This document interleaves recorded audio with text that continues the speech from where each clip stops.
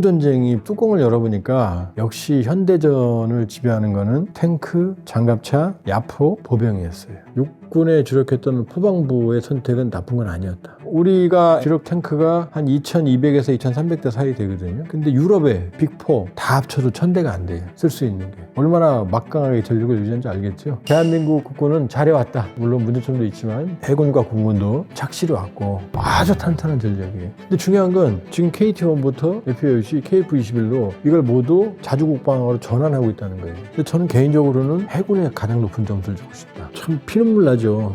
우리가 처음으로 해전을 치는 게 6월 25일 날이거든요. 우리는 육군 중심이었죠. 그래서 사관학과 중에서도 육사가 항상 선두였잖아요.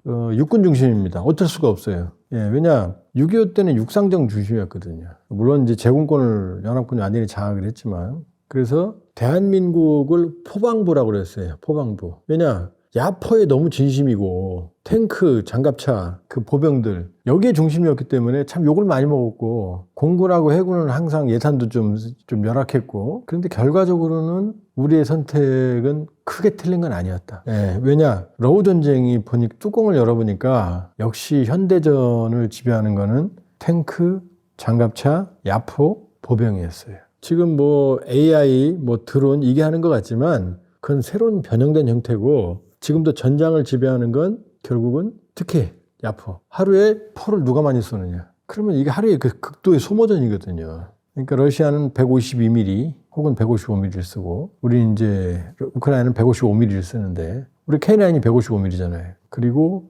전차, 장갑차 여기에 주력을 했던 게 지금 러시아가 고속 기동을 위해서 오토바이 하고 버기 그다음에 사륜 기동 차량까지 쓰거든요. 그래서 뭐 새롭게 뭘 새로 없으니까 그걸 쓰는 거지. 기갑 탱크가 없으니까. 보면 어떻게 돼요? 중동에 있는 테러리스트나 아니 아프리카에 있는 반군들이 뭐 트럭 갖다가 막 총만 들고 막 이렇게 하잖아요. 그거 없어서 그런 걸 쓰는 거예요. 기동성이 있는 게 아니라. 장갑이 전혀 안 되는데 병력 보호가 전혀 안 되는데. 그러니까 그렇게 보면은 우리가 육군에 주력했던 건 조금 과도하긴 했지만 지나고 보니까 그게 바로 K2 세계 최고의 흑표 탱크, 단군 1위 최고의 베스트셀러 K9 자주포, 그 다음에 다연장 천무, 그 다음에 지대공 천궁으로 이어지는 이런 한국형 최첨단 육상 무기들 이 탄생하는 배경이 된 거고 지금 우리가 MBT 주력 탱크가 한 2200에서 2300대 사이 되거든요. 근데 유럽의 빅4 영국 챌린저, 프랑스 르클레르크, 그 다음에 이태리 아리에떼 그 다음에 이제 독일의 레오파르드 2 다 합쳐도 1000대가 안 돼요. 쓸 수 있는 게. 근데 우리는 2200에서 2300대잖아요. 얼마나 막강하게 전력을 유지하는지 알겠죠? 그것도 다 뭐 북한은 4000대라면 그건 못 움직이는 고철이고 고물상에 있는 거고 그렇게 보면 육군에 의존했던 우리의 전투력은 이미 세계적으로 다 나오잖아요. 지금 K9 세계 자주포 시장의 절반이에요. 노르웨이, 에스토니아, 폴란드, 유럽에 중동 그 이집트 그 다음에 지금 베트남에도 팔았어요. 인도에도 팔았어요. 지금 K9 클럽이 얼마나 많아요, 전 세계에. 그 다음에 K2 탱크도 지금 베스트셀러란 말이에요. 그렇게 보면은 뭐 천무, 천궁은 중동 국가들 다 사가고 있고, 한국산 KGB까지 사우디, 태국까지 사갔어요, 사실은. 그렇게 보면 KGB는 뭐 공중 무기니까 나중에 설명을 하겠지만은. 그렇게 보면 육군에 주력했던 한국 토양에 맞는 육군에 주력했던 포방부의 선택은 나쁜 건 아니었다, 결과적으로. 왜냐? 그게 이후에 변했거든요. 그러니까 육군의 중심을 뒀지만 우리가 이제 어떻게 되죠? KT-1 기본훈련기, 그 다음에 T-50 고등훈련기, 그 다음에 경공무기 FA-50, 그 다음에 드디어 이제 단군 1의 최대 국방 KF-21 전투기까지 4.5세 전체까지 만드는. 그러니까 공군도 단계적으로 발전을 해왔다는 거죠. 그러니까 공군 전력도 무시하지 못해요. 우리는 하이급은 F-15K, F-35A, F-35는 세 종류가 있죠. A는 공군용, 그냥 일반 지상 비행기지. F-35B는 이제 수직 이착륙 해병대용. 그 다음에 F-35C가 이제 해군용, 님치급, 포드급 항공화에 쓰는 거거든요. 우리 A를 가지고 있어요.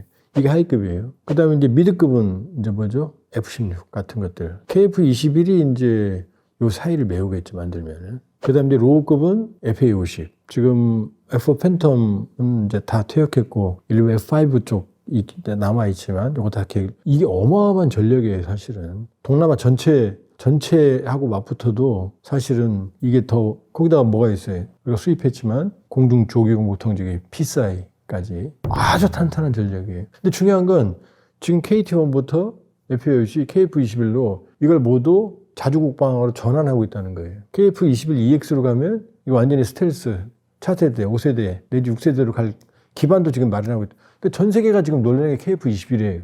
FA50도 지금 얼마나 많은 나라들이 사갔어요. 지금 더 사가려고 줄 서고 있잖아요. 지금. 자, 공군력도 탄탄해요. 근데 저는 개인적으로는 해군에 가장 높은 점수를 주고 싶다. 해군에. 왜냐하면 우리가 참 피눈물 나죠. 우리가 이 처음으로 해전을 치는 게 6월 25일 날이거든요. 그때 북한의 무장 수송선이 부산 앞바까지 와 있었어요. 육전대, 해병대를 싣고 대량의 탄약과 함께 수백 명의. 이걸 부산 쪽에서 상륙시키면 이 후방에서 혼란을 시키는 거죠. 근데 그때 우리 백두산함이라고 그러는 이게 눈물겨운 배예요. 손원일 제독 참 훌륭한 군인이에요. 우리도 훌륭한 군인들 많아요. 손원일 제독이 우리 배가 없으니 그때 해군 사관들, 장교들 월급을 그때 돈이 몇 푼이에요. 그걸 모았어요. 그 다음에 그 해군 장교 부인들이 수작업으로 모은 돈. 그거 5만 달러를 모아. 그 당시 큰 돈이죠. 배 사겠다고. 참 눈물 나죠. 군인들 돈 모아서 배 사야 되는. 그때 이승만 대통령이 여기다가 아유 그래 알았어 나도 돈을 낼게 해서 돈을 모아서 해군의 이제 그 전투함을 이제 확보하는 사절단이 미국으로 갔어요. 근데 그 몇 푼으로 뭘 사요? 그래서 450톤급 구잠함 사서 이거에 이제 포를 달고 포탄도 딱 100발밖에 없었어요. 그걸 가지고 와서 이제 수리하고 하와이에서 수리하고 해서 한국에 도착한 게 6.25 두 달 전이었어요. 훈련도 안 했어요. 훈련도 했어요. 포탄이 아까워서 훈련을 어떻게 해요? 그런데 이 배가 그 북한의 무정수송선을 6월 25일 날 새벽에 그걸 교전 끝에 격침을 시킵니다. 첫 전투에서. 물론 아군도 전사자가 발생하긴 했지만 거의 피해는 전무했고. 그랬어요, 우리가. 그랬어요. 피눈물 나는. 그런데 우리의 전투함 건조 역사는 참수리부터 시작됩니다. 150톤급 고속정. 요걸 그때 코리아 타코마 이런 데에서 70년대 건조를 했어요. 건조했고, 요걸 바탕으로 80년대에 이제 울산급 구축함을 만듭니다. 1500톤급. 구축함은 5000톤쯤 돼야 돼요. 근데 1500톤인데 우리가 만드니까 자부심이 생겨서 구축함이라고 이름을 붙인 거예요. 그래서 이건 이제 뭐 현대, 코리아 타코 9척을 만들었거든요. 이것도 너무 비싸서 이제 로우급으로 포항급 PCC 960톤짜리를 24척을 만들었거든요. 이게 우리 함정 역사의 기적이에요. 이걸 바탕으로 이제 건함 역사가 있었고, 이걸 바탕으로 이제 90년대 들어와서 드디어 KDX-1 광개토 저항함 3200톤급. 이게 최초의 사실상 구축함이에요. 수직 발사제. 이 울산함에는 대공 능력이 없었어요. 항공기가 쏠 수 있는 미사일이 없어요. 나중에 그냥 미스트랄 같은 맨패드 같은 거는 달아서 수동으로 쏘고 그랬지만 그거 의미 없었던 거고. 제가 KDX-1이에요, 이게 3200톤. 이름을 광개토라고 지었잖아요. 얼마나 자랑스러우면. 세 척을 만들었어요. 강겐토, 양만춘, 강감찬일 거예요, 아마. 그 다음에 여기서 이제 발전해서 드디어 원양 항해가 가능한 지금 청해부대 있죠? 지금 해적 잡는 아들만. 그게 바로 이순신급이에요. 4,500톤급. 이름이 이순신이잖아요. 제일 자랑스러운. 이게 이제 원양 함대가 가능한 본격 구축함. 드디어 이제 세종대왕이 나옵니다. 이제 제일 자랑스러운. 이게 바로 7,600톤급 이지스 함이 세종대왕함이에요. 배치1이 3척이고, 배치2가 이제 다산 정약용함이 8,200톤급으로 이번에 진수했죠? 세계 최고라고 하는. 물론 뭐 거기 뭐 A사 레이더가 아니고 폐사고, 뭐 무슨 뭐 능력이 떨어지고 CEC 합동 교정 능력도 없고, 그 지금까지 있던 미국의 알레이버크급 그 이지스 구축함이나 타이콘데레거급 순양함 그거 다 폐사 레이더예요. 수동형 능동 배열 레이더거든요. 이 유상 배열 레이더거든요. 맞아요. 세계 최고급 맞아요. CEC도 합동 교전 능력 미국이 안 팔았어요. 우리한테 다시 만들 거예요. 잠수함 가볼까요? 장보고 209급 1200톤급이 이번에 이제 34년 만에 일본함이 퇴역하거든요. 91년에 진수했어요. 34년 지구 15바퀴 돌았어요. 장보고급 1200톤급이 9척. 그 다음에 1800톤급 손원일급. 손원일급 말씀드렸죠? 이제 9척. 그 다음에 지금 이제 도산 안창호급 3000톤급이 3척. 배치1. 배치2의 첫 번째 함이 이제 3000톤급 장영실함인 거예요. 이 3척 만들 거예요. 근데 여기에 이제 배치3가 4,500톤으로 예상이 되어 있는데 이게 핵추진 잠수함으로 가는 거죠. 그러면 여기에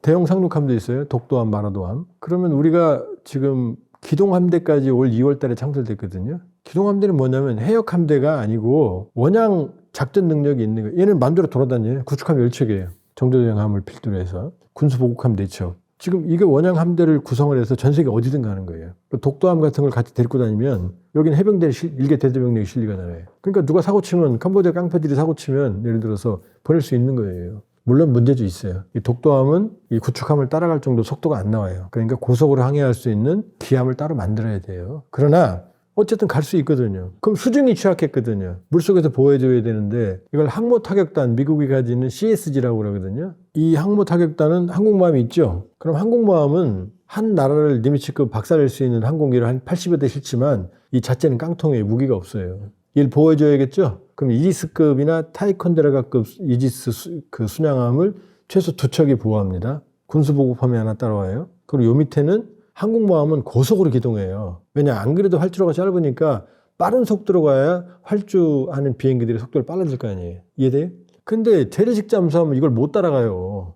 그러니까 우리가 기동함대를 편성해도 얘를 원양으로 보낼 때 얘네들이 느리게 가지 않으면 한 시속 10km 정도로 가지 않으면 그럼 잠수함이 또 밥이 되잖아요. 고속으로 기동해야 잠수함이 못 따라오니까. 그런데 이걸 보호할 수 있는 핵심 잠수함까지도 이제 만들어진다는 거죠. 로우급은 이제 울산급, 포항급 이제 너무 수고 많이 했어요. 진짜. 그때 이런 일화까지 있어요. 중심을 못 잡아서 배 중심에 시멘트 부어놨다는 썰까지. 그러나 울산급, 포항급이 시작된 게 여기까지 온 거고. 여기다 이제 연하는 이제 이 신형 참수리 고속정, 그 다음에 윤영함 이런 것들이 장악하거든요. 아주 튼실해요. 10년이라고 그랬잖아요. 10년 동안 4척이라고. 우리 능력으로 봐서는 빠르면 6, 7년이면 될 거다. 현무포 같은 4.5톤 괴물 미사일이 들어갈 수도 있어요. 그럼 김정은 잠 못 자지. 이렇게 보면 돼요. 자, 단군1의 최대의 베스트셀러 방산무기는 K9, 최대의 기술지박제는 KF-21, 최대의 전략무기는 한국핵추진 잠수함. 사실상 자주국방이다. 그러면 정말로 그 누구도 건드릴 수 없는 공급도 가능한 고순부치가 될 거다. 핵잠수함과 재래식 잠수함 기술은 재래식 잠수함하고 핵잠수함하고 차이가 없어요. 오히려 재래식 잠수함 쪽이 들어간 기술은 더 탁월하다고 볼 수가 있어요. 왜냐하면 잠수함의 특징은 은밀성이고 수중에서 은밀하게 자망을 한다는 데 특징이 있거든요. 디젤 일렉트릭 서브머린 그래요. 근데 트럼프 대통령이 이번에 그 트윗에 우리 잠수함 승인하면서 이런 표현을 써요. 올드 패션드한 잠수함보다 핵잠수함이다. 틀린 얘기예요. 재래식 잠수함이 올드 패션드하다는 게 아니에요. 핵이 아니라는 뜻이에요. 재래식 그러면 뭐 F-22는 저기 핵무기 아닌데 핵탄두가 아닌데 재래식이 나쁜 건가요? 그러니까 올드 패션드하다는 것과 컨벤셔널 다른 얘기예요. 핵무기가 나오면서 핵무기가 아닌 비핵무기는 다 재래식 무기가 돼버린 거예요. 우리 뭐 재래식 그럼 옛날 것 같잖아요. 그게 아닙니다. 잠수함은 왜 디젤 일렉트릭 서브머린 그러냐면 디젤 엔진을 돌려서 자동차 엔진을 돌리려면 반드시 산소가 필요해요. 터트려야 되니까 펑 엔진에서 실린더 안에서 터져야 되니까 공기 없이 불이 안 타잖아요. 그럼 물속에서 엔진을 돌리면 어떤 문제가 있느냐? 잠수함 안에 공기를 잡아먹잖아요. 그럼 질식해서 죽죠. 승조원들이. 그러니까 엔진을 돌릴 땐 물 밖으로 나와야 돼요. 그래서 물 밖에서 엔진을 돌려서 디젤 돌려서 일렉트릭 축전을 해요. 배터리에 집어넣은 다음에 그 다음에 물 밑에 들어가서 뭘로? 전기로 이 스크류를 돌리는 거예요. 또 물 안에서 디젤 엔진을 돌리면 그 시끄러운 소리 때문에 다 들키죠. 소나 소음이니까. 그렇기 때문에 자막 능력이 제일 중요합니다. 그래서 세계적으로 유명했던 2차 세계대전의 독일군 유보트라고 그러죠. 보트. 배를 보면 보트처럼 생겼어요. 지금 그렇게 둥그런 소세지처럼 생겼죠. 이 소세지처럼 생긴 건 뭐냐면은 물의 저항을 최소화시키기 위해서 유선형으로 만든 거예요. 물고기가 다 둥그렇잖아요. 네모난 물고기 없잖아요. 그런데 배는 수상함들은 이렇게 각이 되어 있죠. 왜? 파도를 갈라야 되니까. 독일의 유보트는 배처럼 생겼습니다. 왜? 그때는 기술이 없으니까 평상시에는 배로 다녀요. 그러다가 적이 나타나면 물속에 잠깐 들어가거나 전투할 때만 물속에 들어가는 거예요. 오래 자망을 못해요. 그게 단점이에요. 근데 기술이 발달되고 해도 이 문제가 해결이 안 되고 잠수함은 물 밖으로 나오면 시체예요. 아무런 무기가 없잖아요. 어뢰밖에. 물 밖에 나왔을 때 다 죽는 거예요. 쉽게 말하면. 그러니까 축전을 하러 엔진을 돌리러 물 밖에 나오는 게 너무 힘드니까 위험하니까 이제는 머리를 굴려서 이 빨대 있죠. 빨대만 쭉 올려서 이제 그럼 물속에 숨어 있잖아요. 이렇게 숨만 쉬는 거니까 안 보이잖아요. 그러면 위험하지 않겠죠. 그랬더니 또 뭘 사람들이 개발했느냐? 적외선 탐지 장치. 이건 열을 탐지하는 거거든요. 밤에. 그래도 보면 망망대해에서 뜨거운 김이 쭉 올라올 거 아니에요. 빨리서 보일 거 아니야. 그럼 또 바로 잡혀 죽는 거죠. 그래서 이번에 장보고 3의 배치 2에 들어가는 장형실함은 그 뒤로 개발된 게 이제 AIP라는 거예요. Air Independent Propulsion. 공기가 필요하지 않은 추진. 그러니까 이제 연료전지라는 것도 있고 여러 가지가 있는데 뭐냐면 물속에서 엔진을 돌리는 거예요. 예를 들어서 산소 발생 같은 걸 넣어주면 될 거 아니에요. 이런 식으로 물속에서 엔진을 돌리고 그리고 이걸 바로 축전하는 아니면 연료전지 같은 것들. 그래서 장형실함은 바로 AIP와 리튬 배터리가 들어있어서 최대 3주 동안 자망이 가능해요. 3주. 엄청 오래죠. 그러니까 물속에 들어가 3주 동안 안 나올 수 있는 거예요. 그런데 문제는 이건 뭐냐. 평상 속도나 저속으로 갈 때 보통 디젤 잠수함은 최대 속도가 20노트, 핵추진 잠수함 최대 속도가 한 30노트 되거든요. 근데 핵추진 잠수함은 최대 속도로 24시간 갈 수 있어요. 왜냐? 핵 분열을 해서 어마어마한 에너지가 발생을 하니까 엔진에 무리가 없고 그다음에 어마어마한 에너지 전기를 발생시키잖아요. 보통 45km 내외, 50km 정도로 40에서 50km 사이로 무한정 연료 교체를 보통 5년, 10년, 20년, 30년까지도 가거든요, 요새는. 그럼 교체하기 전까지는 40에서 55km까지 최대 속도로 계속 갈 수 있는 거예요. 올라갈 필요가 없죠. 왜냐? 핵 분열이니까. 핵 분열은 공기가 필요 없잖아요. 첫 번째. 두 번째, 원자로에서 무한한 에너지가 발생되니까 여기서 바닷물도 분해해서 산소도 만들고 그 다음에 먹을 물도 만들어요. 또 올라갈 필요가 없죠. 이론적으로 20년, 30년 동안 안 나와도 되는 거예요. 5년, 10년, 20년까지. 근데 먹을 게 필요하고 사람들이 답답해 미치니까 올라와야 되는 거죠.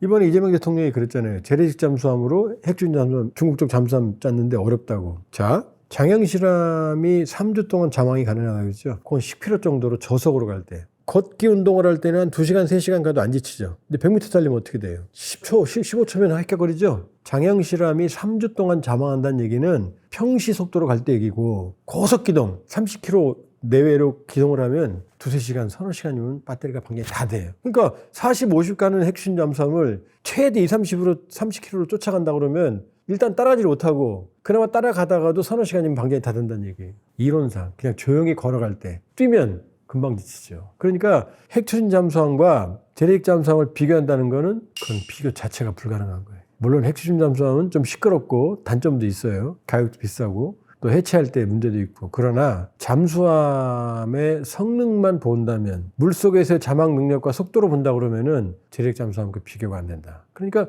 재래식 잠수함은 기술이 집약체죠. AIP, 공기부려, 리튬 배터리 이런 건.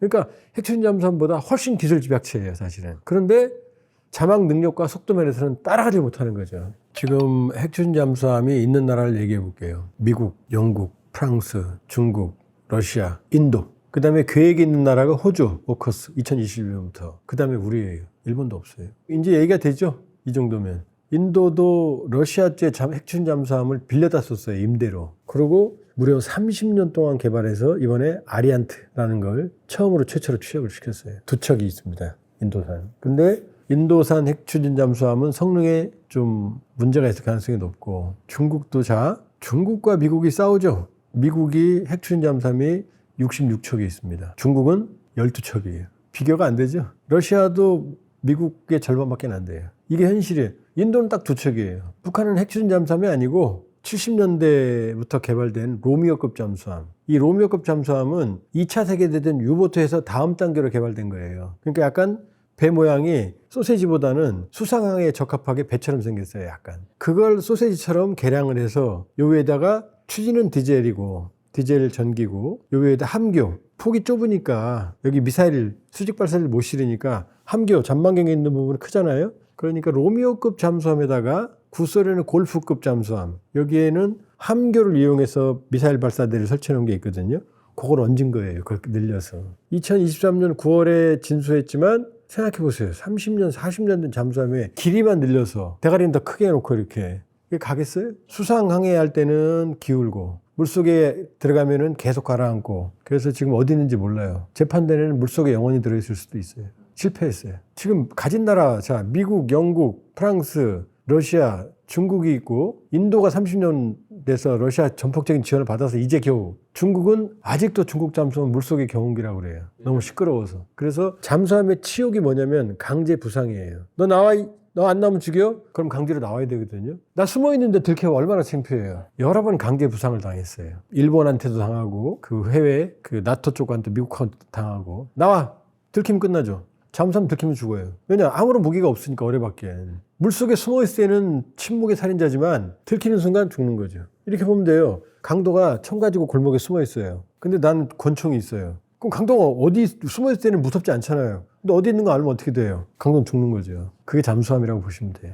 지금 10년이라고 그랬잖아요. 10년 동안 내척이라고 국방부 장관과 해군 참모총장이 국정감사에서 말했죠. 지금 우리는 노무현 정부 때 2003년 362 사업이라고 핵추진 잠수함 기본 계획이 있었어요. 추진단도 있었어요. 그때 이후로 기본 작업은 계속 해왔다. 기본 설계는 다 끝났다고 보시면 되고, 그러면 조선 능력은 한국이 세계 최고거든요. 기술은. 잠수함 건조도 세계 최고예요. 독일보다 앞선다고 보면 돼요. 그러면 원래 뭐 가끔 이 시청자분들이 댓글 다신 거 보면, 혹은 뭐 우리가 뭐 미국이 기술을 안 주면 어떡하냐. 기술 필요 없어요. 우리 자체 계획이 우리가 스스로 만들고, 여기 들어가는 원자로도 우리가 만들기로 돼 있어요. 다 자체로 하는 거고, 핵 연료, 농축만 지금 국제 규범의 원자력 협정, 한미 원자력 협정에서 허용을 받아야 되거든요. 그것만 해달라는 거예요. 뭐라고 그랬어요, 이재명 대통령이? 우리가 자체 기술로 만들 테니까 연료를 공급해달라 이렇게 말했거든요. 그러니까 우리는 세계 최고의 잠수함 건조 능력이 있고, 원자로 개발 능력도 있고, 아무런 문제가 없어요. 그러니까 10년이면 내척이 다 확보되는 게 아니라 초도함, 첫 번째 함이 나온다는 얘기고, 그러나 우리 능력으로 봐서는 빠르면 6, 7년이면 될 거다. 한번 생각해 보세요. 세계 최고의 조선 능력. 기술은 중국보다 앞서요. 지금 가장 고난도의 고부가가치 선박이 LNG선이거든요. 이거는 아주 극저온, 압력, 그러니까 기술의 총화예요, 이게. 8월 말까지 발주된 전 세계 LNG선이 16척이거든요. 그 중에 14척을 한국의 조선소가 수주했어요. 여기서 안 끝나요. 그럼 나머지 2척은 한국 조선소의 미국의 자회사가 수주했어요. 사실상 100%죠. 그게 한국이에요. 거기다가 이번 3,600톤급 장형실함. 자, 잠수함 이름을 보통 안중근, 도산 안창호, 독립운동가들 이름, 그 다음에 손원일제도급, 장보고급, 이렇게 뭔가 무장투쟁, 무력을 행사하는 분들 이름을 붙이잖아요. 근데 왜 장보고 3 배치2 3600톤급 최신의 함정에는 장형실이라는 과학기술의 상징, 조선시대 세종대왕의 이름을 붙였을까요? 그만큼 자신이 있다는 거예요, 기술로는. 자, 잠수함은 세계 최고의 기술이 있어요. 원전 대국이잖아요. 우리 원전 수출하잖아요. 그럼 다 된 거 아니에요? 이미 다 돼 있다는 게 그 얘기예요, 지금. 3600톤급 장형실함 우리가 완전히 독자적으로 설계했거든요. 원자로 우리가 독자로 설계하거든요. 그럼 다 돼 있는 거지, 뭐가 더 필요해요? 바로 할 수 있죠, 기술을. 다 가지고 있는 거죠. 그 다음에 노무현 정부 때 362 사업으로 인해서 기본 개념 설계 연구 다 돼 있는데, 그게 다 돼 있다는 얘기가 뻥이라는 얘기 아니에요. 이렇게 보면 돼요. 자, 단군 이래 최대의 베스트셀러 방산 무기는 K9. 단군 이래 최대의 기술 지박제는 KF-21. 단군 이래 최대의 전략 무기는 한국 핵추진 잠수함. 이렇게 보면 돼요. 그렇게 되면 이제 육해공은 이미 이지스함 세종대왕급 넘어서 세종대왕급 배치2인 정조대왕급에서 이미 8,200톤급. 미국보다 훨씬 더 좋아요, 배 자체는. 이지스 레이더를 장착했지만 이게 스파이라이드의 1T, 베이스라인 9 정도. 근데 이제 미국 같은 경우는 이제 5, 6 여기까지 달거든요. 기본적으로 우리가 가지고 있는 이지스3 레이더는 폐사, 수동형이에요. 위상배열 레이더인데 수동이고, 미국은 이제 A사, 능동형이고, 그 다음에 합동 교정 능력 CEC, 이건 우리한테 또 안 팔았어요, 미국이. 그러나 이것도 우리가 개발할 거예요. 여기에 대해서 뭐 정조대왕이 최대, 최고다. 근데 뭐 이지스 레이더에 문제가 있다. 배 자체는 최고고, 여기 KBLS2도 들어가 있고, 자꾸 이렇게 뭐 자학할 필요 없어요. 정조대왕은 세계 최고 맞아, 최대 맞아요, 최고. 이지스 레이더에 한계가 있다 하더라도, 그건 뭐 지금 미국이 가지고 있는 기존의 알레이버크급이나 타이콘데로과급 폐사 레이더 단 것들은 다 바보게요? 그건 아닙니다. 계속 우린 진화하고 있어요. 이미 해군에서. 그러니까 핵추진 잠수함만 가지면 탁월한 이제 전략적 억제는 사실상 자주국방이다. 사실상 자주국방이다. 이렇게 볼 수가 있고, 또 하나는 우리가 2월 달에 기동함대 사령부를 창설했거든요. 지금 해역 함대거든요. 해역을 지키는데, 기동함대는 뭐냐? 독립된 원양 함대를 구성해서 맘대로 이동해서 가는 거예요. 구축함, 정조대왕함 필두로 구축함 10척, 군수보급함 4척. 왜냐? 멀리 가려면 군수보급함 있어야 되잖아요. 자, 미국 항모전단 CSG가 바로 이제 기동함대거든요. 어떻게 구성되느냐? 니미츠급 항모 한 척, 타이콘데르과급 이지스 수정함이나 알레이버급 이지스 구축함 한 척, 2척, 최소 2척. 지켜야 되니 강국모함을. 그 다음에 군수보급함. 이게 기본이에요. 근데 여기 하나 더 있어요. 물속의 위협을 막아야 되니까 LA급 핵추진 잠수함이 물속에서 한 척 정도 있어요. 왜? 항공모함 고속으로 가잖아요. 그러면 핵추진 잠수함이 정도가 돼야 이 항공모를 따라가면서 보호하거든요. 그런데 대륙 잠수함은 이 수상함을 못 따라가거든. 속도가 느리니까 30km, 40km 되는 걸 10km 속도로 못 따라가잖아요. 따라가면 그냥 서너 시간 만에 올라와야 되고. 자, 우리 기동함대의 문제가 뭐였어요? 자, 구축함, 군수복함 있어요? 물속이 없잖아요, 지금. 근데 핵심 잠수함이 있으면 어떻게 돼요? 진정한 의미의 기동함대가 완성이 되는 거죠. 다 있죠. 여기다가 지난번 캄보디아 사태 때 뭐 우리가 전쟁을 하는 군을 파견하는 그랬잖아요. 그런데 여기에 마라도함이나 독도함이 우리 대형 상륙함이 있거든요. 1개 대대 정도 상륙병. 마라도함, 독도함만 추가하면 구축함, 군수복함, 마라도함, 독도함, 상륙함 이게 대대죠. 잠수함까지 끼고 간다면 실제로 전 세계 어디든 파병이 가능한 거예요. 미국처럼 CSG 항모 타격단은 아니지만 유사한 타격, 유사시 병력을 투사할 수 있는 거예요. 또 대형 상륙함 만들면 더 많은 병력을 보낼 수 있는 거죠. 이렇게 구성할 수 있는 전단을 구성할 수 있는 나라 거의 없어요. 일단 우리가 핵추진 잠수함을 가지면 중국이 쫄죠. 그동안 핵추진 잠수함으로 우리 해역 마음대로 하면서 날 잡아봐라 하고 막 뿅뿅 갔는데 우리가 보고도 어이씨 하고 보냈는데 아는데 못 쫓아가니까 그건 뭐 그 해군 비밀이니까 자세하게 말은 할 수가 없는 내용들일 거고 그러면 이제 중국이 맘대로 못 따라다니죠. 자, 중국의 북해함대가 산둥반도에 있어요.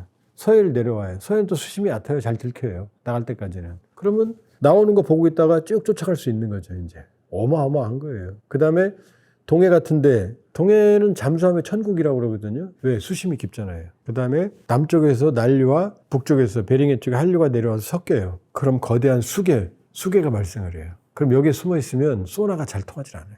여기 2달 숨어 있으면 때려 죽여도 아무도 못 찾는다고 보면 돼요. 그럼 김정은 잠 못 자지. 수직 발사관 미사일을 10발에서 지금 장영실함도 수직 발사관이 10개인데 이건 더 커지니까 장영실 3,600톤인데 아마 지금 5,000톤급이라고 그러는데 지금 프랑스제 바라쿠다 이게 6,000톤급이거든요. 그 다음에 인도의 아리안트 이 정도. LA급 공격 원잠은 좀 더 크고 6,000톤급 내외가 되지 않을까. 그러면 최소 12개에서 한 16개 사이의 발사관이 들어가거든요. 거기에 현무4 같은 4.5톤 괴물 미사일이 들어갈 수도 있어요. 그러면은 잠 못 자죠.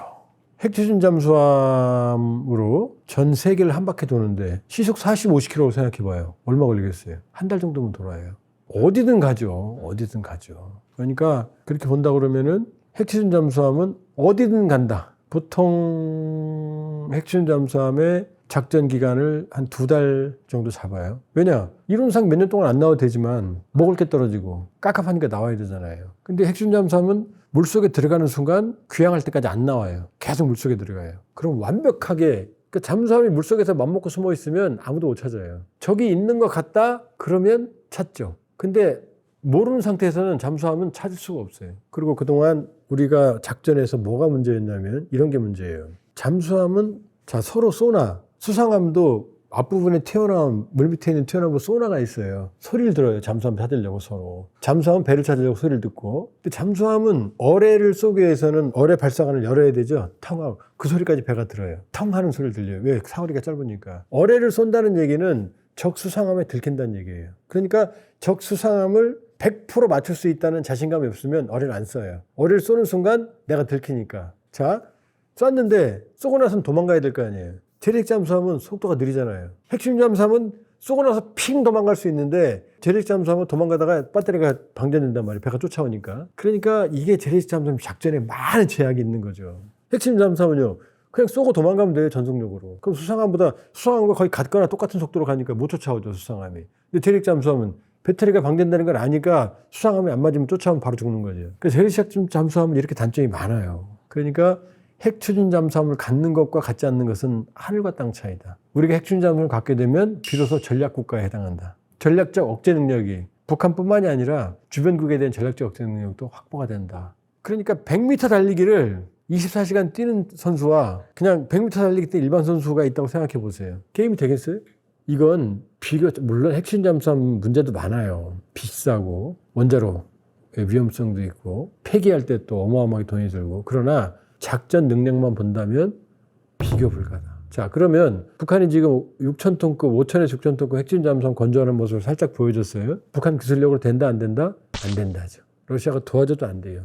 러시아가 도와줘도 인도가 30년 걸렸어요. 우리가 되는 건 바로 세계 최고의 조선 기술력이 있기 때문에 된 거고. 그 다음에 해군과 완벽한 협업 체제를 갖추고 있어요. 잠수함 건조 시기부터 해군과 끊임없이 소통을 합니다. 뭐가 문제고 뭐가 아니고. 대한민국은 잠수함 건조에 이상적인 생태계를 형성하고 있다. 이건 국뽕이 아니다. 미국보다 더 잘 만들 수 있다. 자꾸 미국이 안 도와주면 다시 말씀드리지만 미국의 기술을 받지 않습니다. 우리 기술로 합니다. 미국이 우리 기술을 필요로 해요. 필리 조선소에서 트럼프 대통령이 만들라는 얘기도 우리 기술이 탐나서 여기 와서 만들어라. 그리고 우리 것도 만들어라. 라는 얘기예요. KF-21 블록 1 공대공, 블록 2 공대치까지 이미 실전 배치가 완전히 될 거고 주력으로 자리 잡을 거고요. 그 다음에 육군은 이제 K2 체제로, K2 탱크 체제로 전환이 될 거고, 그 다음에 해군은 이제 이지스, 세종대왕급 세척, 정도대왕급 세척, 그 다음에 드디어 KDDX, 한국형 미니 이지스 6척. 여기에는 한국형 이지스 레이더 A사, 폐사가 아니라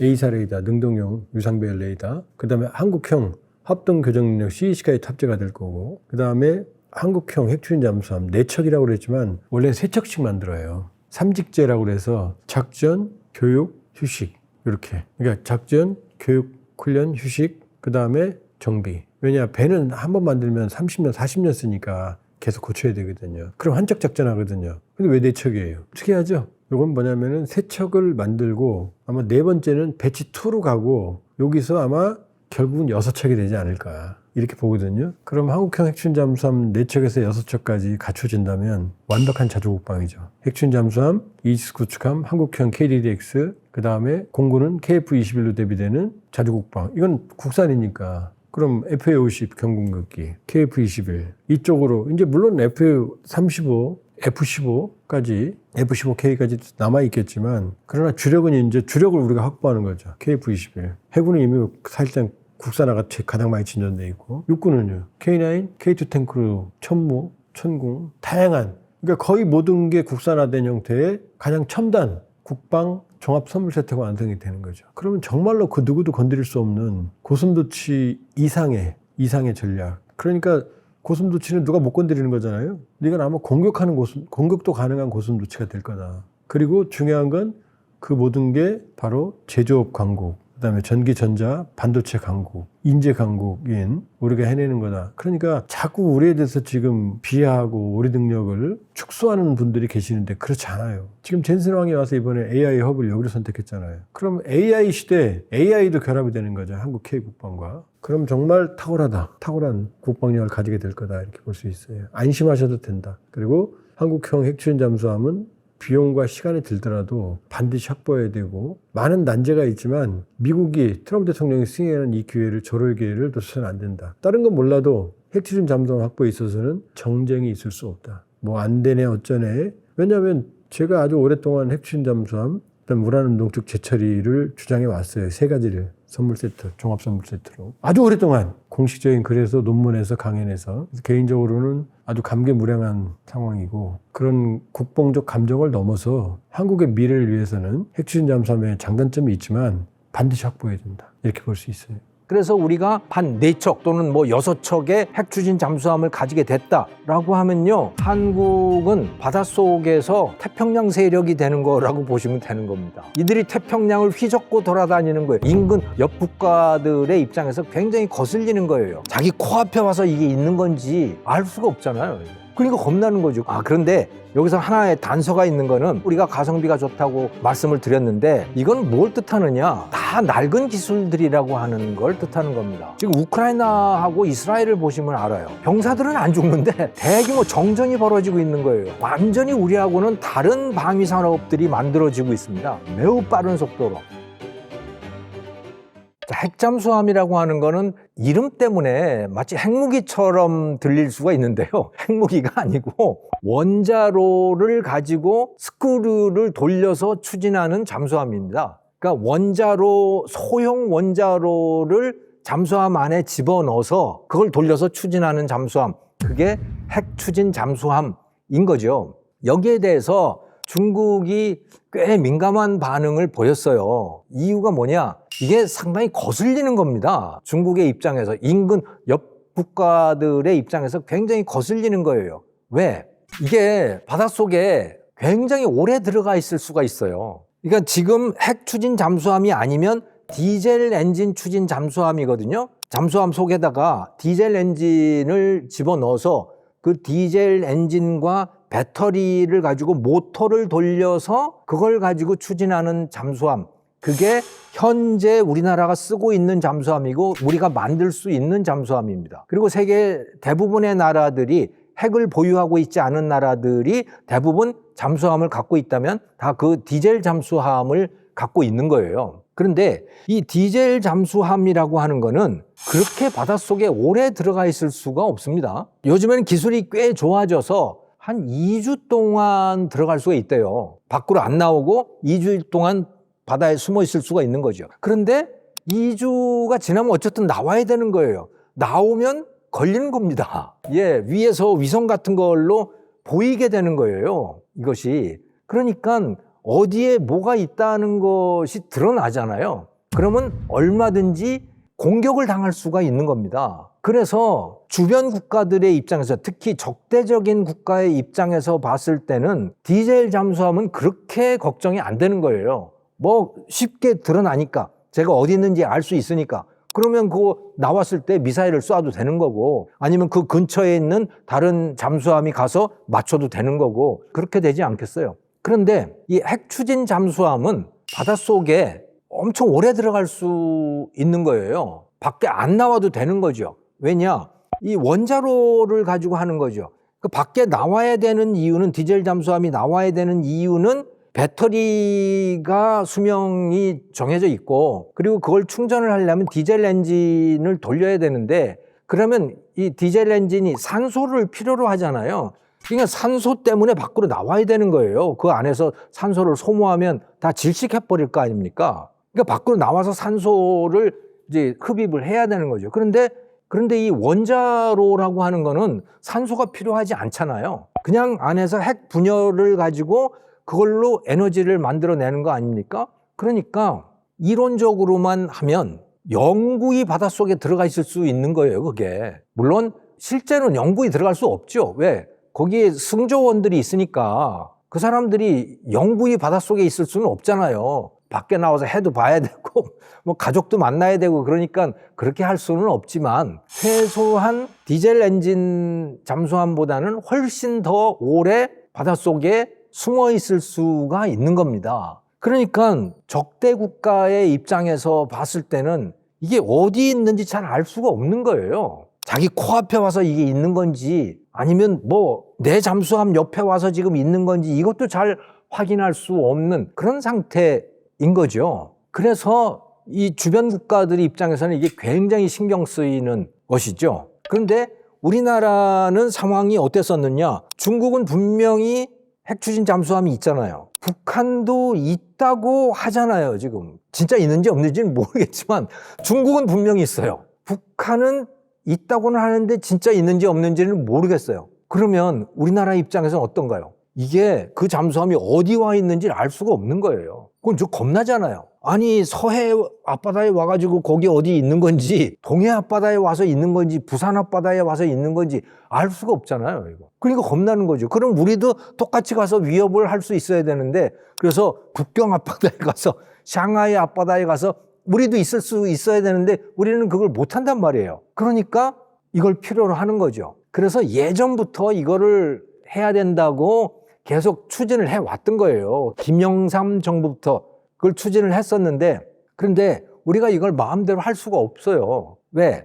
우리가 이거를 하려면요, 크게 두 가지가 필요합니다. 하나는 그 원자로를 만들어야 되잖아요. 우리가 작은 원자로를 만들어야 해요. 근데 우리는 지금 원자로를 만들 수 있는 기술이 있죠. 그게 뭐냐? 그래서 고리 원자력 발전소, 뭐 우리가 UAE에다가도 수출하고 체코에다가도 원자로 수출하고 하는 게, 우리가 원자력 발전소를 만들 수 있기 때문에 그렇지 않습니까? 그러니까 핵 분열 반응이 일어나는 바로 그 원자로 말입니다. 그 탱크, 그 통, 요걸 우리는 만들 수 있는 거예요. 굉장히 만들기 어렵지만. 그런데 우리는 지금 우리가 확실하게 만들 수 있는 거는 1기가와트 정도의 큰 겁니다. 큰 원자로를 만들 수가 있는 거예요. 그리고 아마도 한 500메가, 300메가 정도의 것도 만들 수 있는 걸로 알려져 있어요. 이거는 큰 것일수록 만들기가 쉬운 거죠. 작은 것일수록 만들기가 어려운 거예요. 왜? 어차피 핵 분열 반응은 일어나는 건데 그 핵 분열 반응을 작은 데다 가둬야 되는데 그 가두는 게 쉽지가 않은 거예요. 근데 우리는 한 300메가 정도까지도 할 수 있다. 1000메가와트 정도는 분명히 한다. 근데 300메가와트 정도도 할 수 있을 것 같다. 이거를 그러니까 그 두산 에너빌리티 같은 데에서 원자로를 만들 수 있을 것 같다라고 하는 거예요. 그런데 이 핵 추진 잠수함에 들어가는 건 얼마짜리냐? 70메가 정도가 들어가야 되는 겁니다. 굉장히 작은 원자로를 만들어야 되는 거예요. 그리고 그거를 잠수함이라고 하는 아주 작은 밀폐된 공간 속에서 요게 작동을 해야 되는 거예요. 그리고 그게 안전해야 돼. 그 조그만 데 안에 승조원들이 굉장히 많이 타고 있잖아요. 그 사람들이 방사선에 오염되면 안 되잖아요. 그것이 가능해야 되는 겁니다. 그것을 우리가 할 수 있는지 아직 잘 몰라요. 해봐야 하는 거예요. 우리는 아직 해보지 않은 상태인 거죠.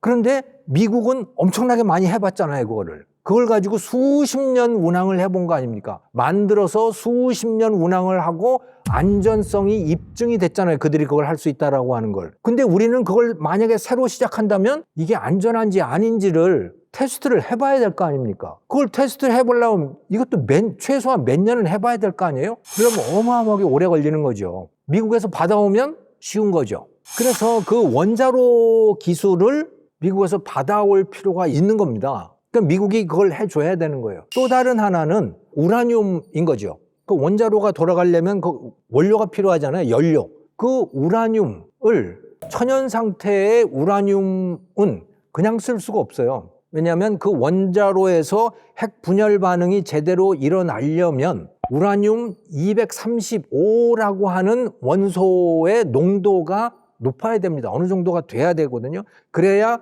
하나의 원자가 분열을 해서 거기서 중성자가 튀어나왔을 때 그 중성자가 다른 우라늄 235를 쳐서 거기서 또 핵 분열이 일어나고 거기서 중성자가 나와서 또 다른 걸 치고 이렇게 이루어져야 되는데 그러려면 우라늄 235 밀도가 높아야 되는 거죠. 근데 천연 상태에서는 우라늄 235 밀도가 1% 미만인가 뭐 그렇대요. 우라늄 238이 대부분을 차지하고 있답니다.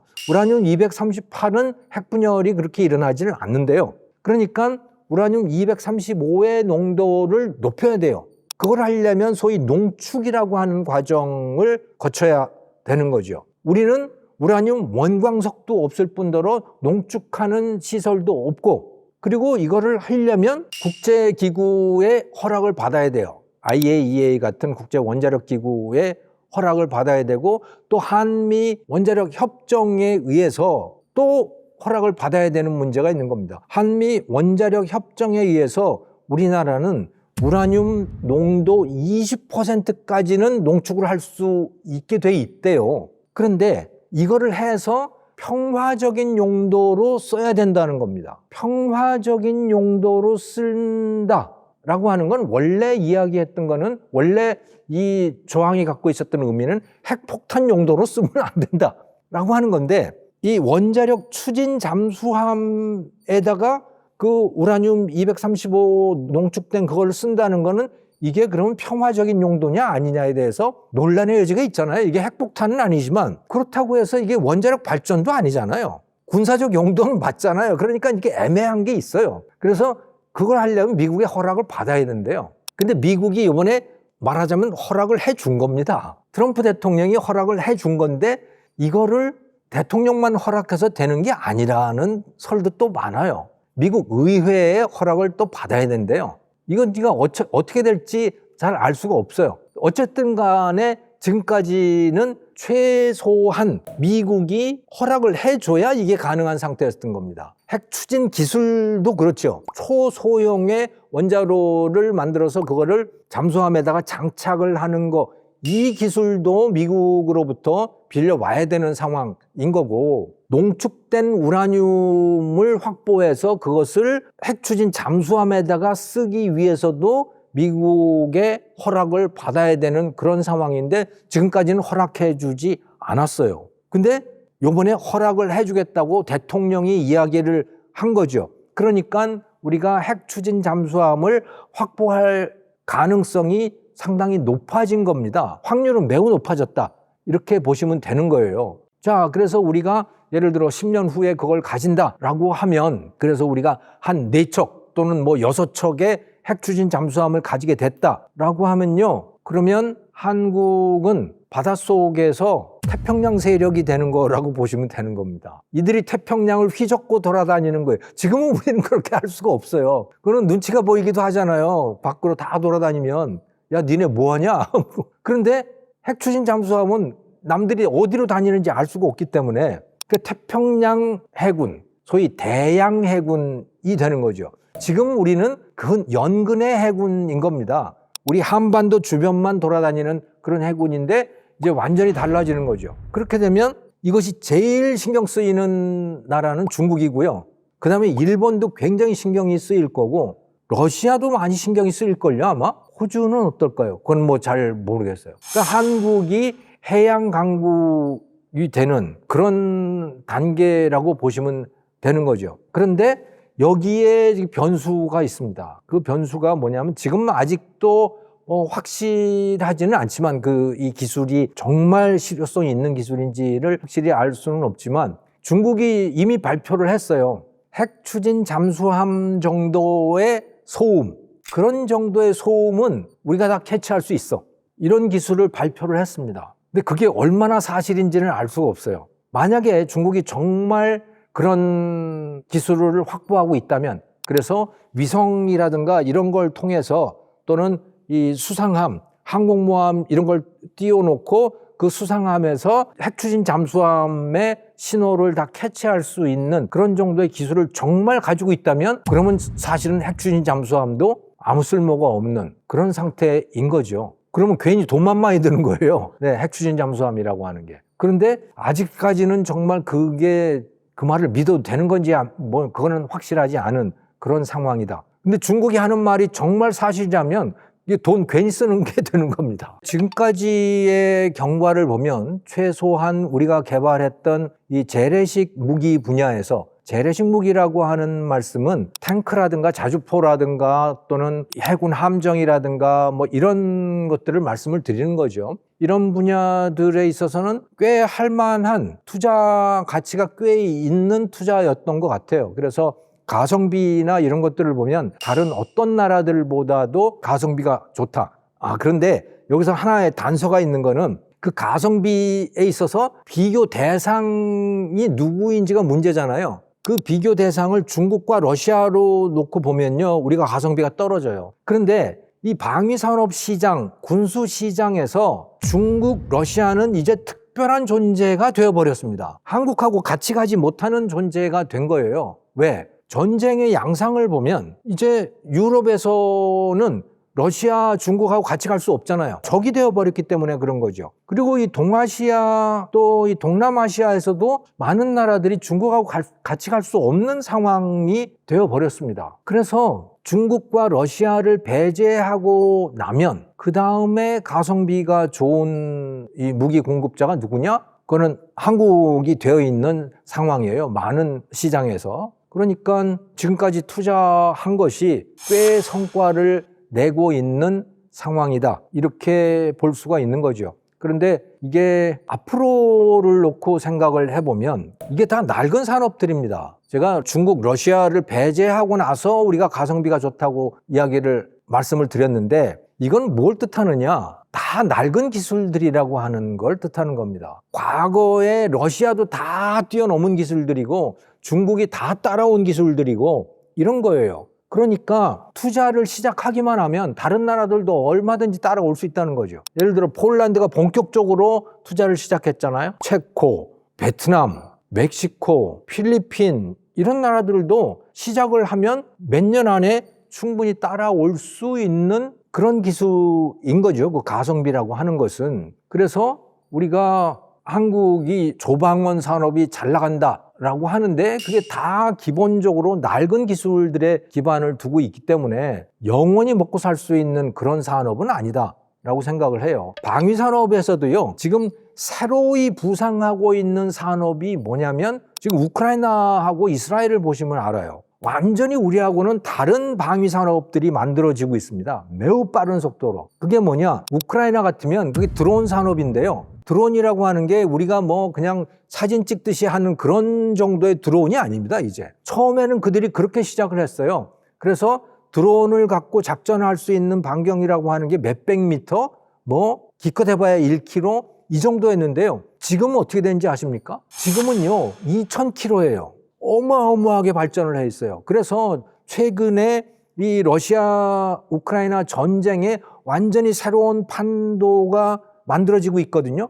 완전히 지금 전쟁의 판도가 달라지고 있는데 그게 뭐냐? 우크라이나가 러시아 영토 깊숙이 들어가서 공격을 하고 있어요. 병사들이 들어가는 게 아니고요. 러시아 영토 2000km 이렇게 들어가서요. 거기서 폭격을 하고 있습니다. 뭘로? 드론으로 폭격을 하고 있는 거예요. 그거 가지고 병사들은 안 들어가는데 드론이 들어가서 그걸로 발전소 폭격하고요. 송전시설 폭격하고요. 정유시설 폭격하고 이러고 있어요. 그러니까 러시아가 지금 아주 난처한 상황이 되어 있는 겁니다. 병사들은 안 죽는데 대규모 정전이 벌어지고 있는 거예요. 또 수출을 할 석유, 가스 이런 것들을 수출을 할 수가 없게 되는 상황이 되고 있는 거예요. 이거는 뭘 얘기를 해주고 있는 거냐? 우크라이나의 방위 산업이 엄청나게 빠른 속도로 발전하고 있고 완전히 과거와는 다른 어떤 판세가 만들어지고 있는 것이라고 하는 거죠. 그래서 요즘에 재미난 일이 벌어지고 있는 게요. 예전에는 그 유럽 국가들이 다 우크라이나 도와줬잖아요. 이제는요 그런 상황이 아닙니다. 지금 덴마크도 그렇고요, 영국도 그렇고요, 다른 유럽 다른 나라들이요 우크라이나한테 와가지고 손을 벌리고 있어요. 드론 기술 합작하자고, 자기네 나라에다가 드론 공장 만들자고. 그거를 지금 협업이 진행되고 있다니까요. 그러니까 이거는 단순히 과거의 드론 수준이 아닌 겁니다. AI하고 결합이 된 완전히 새로운 형태의 무기 산업이 발전을 하고 있거든요. 근데 이거는 무기 산업이기도 하지만 또 어떤 면에서 보면 AI와 드론의 다른 차원의 산업이 만들어지고 있는 것이고, 그게 우크라이나라고 하는 그야말로 형편없기 짝이 없는 나라에서 벤처 사업가들이 하고 있는 거예요. 우크라이나의 방위 산업은요, 우리나라처럼 방위 사업체들이 하는 게 아니에요. 그냥 벤처 사업가들이 자기 창고 안에서 뭐 뚝딱뚝딱 만들어서 거기서 새로운 제품을 만들면 그걸 가지고 국방부, 뭐 육군, 공군 이런 데 가가지고 야, 우리 이거 만들었으니까 당신네들 한번 테스트 한번 해봐. 그리고 이거 좀 사줘. 이런 식으로 되어가고 있는 겁니다. 완전히 민간 기업들이 무기를 만들어서 오히려 먼저 제안하고 그것이 엄청나게 빠른 속도로 혁신을 만들어내고 하는 이런 것들이 되고 있는 거죠. 이것은 이스라엘도 굉장히 비슷해요. 우리가 그 왜 이란이라든가 또는 이 테러 단체들이 이스라엘 미사일 공격을 하잖아요. 그러면 왜 하늘에 막 이 미사일 자국들이 쫙 해가지고 불꽃놀이 하듯이 막 그렇게 되는 그런 사진들을 보고 그러지 않습니까? 그러니까 이게 뭘 뜻하냐면 이스라엘의 이 대공 방어 기술이 엄청나게 발전한다는 것을 뜻하고 있는 겁니다. 그걸 누가 하느냐? 우리나라처럼 무슨 방사청 뭐 이런 데서 하는 게 아니고요. ADD 이런 데서 하는 게 아니고요. 그 민간 기업들이 하는 거예요, 그거를. 우리가 그걸 배워와야 되는 겁니다. 그 사람들을 받아들여야 돼요. 그 인재들을 우리가 받아들여서 우리의 산업을 다른 차원으로 만들어내야 되는 그런 지금 필요가 등장을 하고 있는 거죠. 근데 지금 현재 우리가 하고 있는 건 너무 낡은 산업들이에요. 중국하고 러시아가 빠졌기 때문에 반사 이익을 보고 있지만 그거는 많은 다른 나라들이 따라올 수 있는 낡은 기술이들이야. 그래서 이제 이 방위산업도 새로운 차원으로 이제 올라설 필요가 있다. 그런 말씀을 드리고 싶습니다. 주변국에서 자꾸 시비를 걸으면 좋은 무기. 그렇잖아요. 좀 비싸지만 가성비가 뛰어난 게 핵추진 잠수함. 우리는 항공모함도 안 가지고 있잖아요. 과거 일본이나 중국이를 얼마나 우리는 유린했어요. 독도와 이해도와 칠광구나 서해는 다 분쟁 지역화 될 수 있는 가능성이 많아요. 그거 어떻게 할 거예요? 미군이 없을 때. 이런 때를 대비해서 우리는 핵추진 잠수함을 가져가지고 비수. 그래서 북한뿐만 아니라 대중국, 대일본을 억제하는 데 최적 무기 체계가 핵추진 잠수함이다. 그걸 가지고 뭐 찬반 토론하자. 이미 찬반할 필요도 없어요. 안녕하세요. 버닝서 시청자 여러분 반갑습니다. 저는 한양대학교 문근식 특임교수고요. 요즘 핵추진 잠수함은 한국의 장안의 화제인데 이거는 반드시 성사시켜야 되고 우리가 국가가 이 정도 경제력도 크고 이제는 지킬 게 많아져서 핵추진 잠수함을 확보해야 된다. 그렇게 얘기하는 어떤 사람들은 왜 그 비싼 걸 하느냐. 우리가 강대국 흉내내나 이런 얘기도 있는데 국방력이라는 거는 우리 국민의 생명과 재산을 보호하는 보험료죠, 보험료. 그래서 그만큼 컸다는 자부심을 국민들이 느끼도 좋습니다. 오랜 체증이 내려갔죠. 북한이 핵무기를 개발하고 그거를 소형화해서 잠수함에 집어넣고 거기다가 또 막 미국을 위협하고 우리를 위협하는데 정말 답답하고 그랬죠. 그래서 이제 이건 국가 전략적으로 막을 수 있는 무기가 있어야 되는데 해군의 30년 사업이고 국가 전략 무기란 말이죠. 그런데도 북한의 비핵화를 꾸준히 요구했기 때문에 아니 북한 비핵화를 요구하면서 우리가 핵물질을 만들어? 그러면은 이 설득력이 없잖아요. 그것 때문에 2003년 4년도에 우리가 추진하다가 일시 정지를 했는데 사실 완전히 정지하는 건 아니고 꾸준하게 연구를 해왔어요. 소위 말해서 물밑 작전 해왔는데 북한 비핵화 때문에 우리가 멈칫멈칫하고 비닉 사업 그런 대위 사업을 묶어놓기 때문에 얘기를 안 했어요. 근데 이거를 수면으로 끌어올려준 게 이번 한미 정상회담에서 이재명 대통령이 하신 거예요. 그래서 이거는 뭐 한 번에 일거에 그냥 만방에 이제 우리가 핵추진 잠수함을 개발할 능력이 있다. 왜 필요하냐? 우리뿐만 아니라 미국의 안보도에 필요하다. 이런 얘기를 하면서 트럼프 대통령의 공감을 얻어냈단 말이죠. 물론 그렇게 하려면은 우라늄 농축 시설과 제철이 있으면은 우리가 독자적 우라늄을 만들어서 할 수 있는데 그렇게 하려면 오래 걸려요. 협상하는 게. 그래서 일단 트럼프 대통령이 공감대를 형성했기 때문에 이거는 트럼프 대통령이 제일 잘하는 게 뭐예요? 행정명령 아닙니까? 법령이 개정될 때까지 행정명령 내려주시오. 그래서 일단은 우리가 핵무기 만든다는 것도 아닌데 이거는 뭐 어디까지나 군함의 수인체로만 사용하겠다. 그리고 국제적으로 상용으로 거래된 20% 미만의 농축도는 이건 사용해도 결국에는 뭐 이것이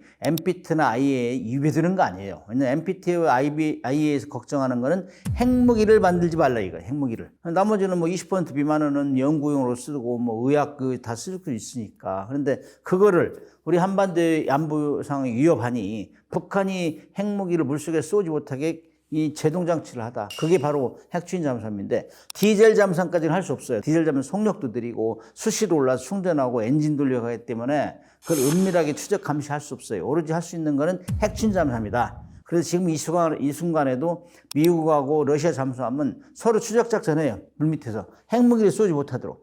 그래서 핵 전쟁을 억제하는 최선봉에 있는 게 핵추진 잠수함이다. 근데 우리는 핵무기를 실은 잠수함은 아니고 북한이 핵무기를 실은 잠수함이 나갈 때 그걸 추적 감시할 수 있는 SSN 공격 핵추진 잠수함을 만들겠다 이거예요. 그렇기 때문에 그 상황을 이재명 대통령이 한 번에 정상회담에서 그렇게 얘기할 줄 몰랐어요. 정상회담에서 미국과 우리의 공감대 형성하고 대주변국에도 왜 우리가 이걸 해야 되느냐 설득력 있게 얘기했어요. 우리는 기술을 다 가지고 있다. 그러나 잠수함도 만들 수 있지. 원자로도 만들 수 있지. 그러나 들어가는 핵연료 이건 그냥 가져다 쓰면 돼. 20% 미만이기 때문에 국제사회에서 용인되는 상용으로 거래되니. 그러나 그것이 군사적으로 사용할 때는 그거는 허가를 받아야 될 상황이기 때문에 그거를 법적인 문제를 해결하자 이런 얘기를 한 거예요.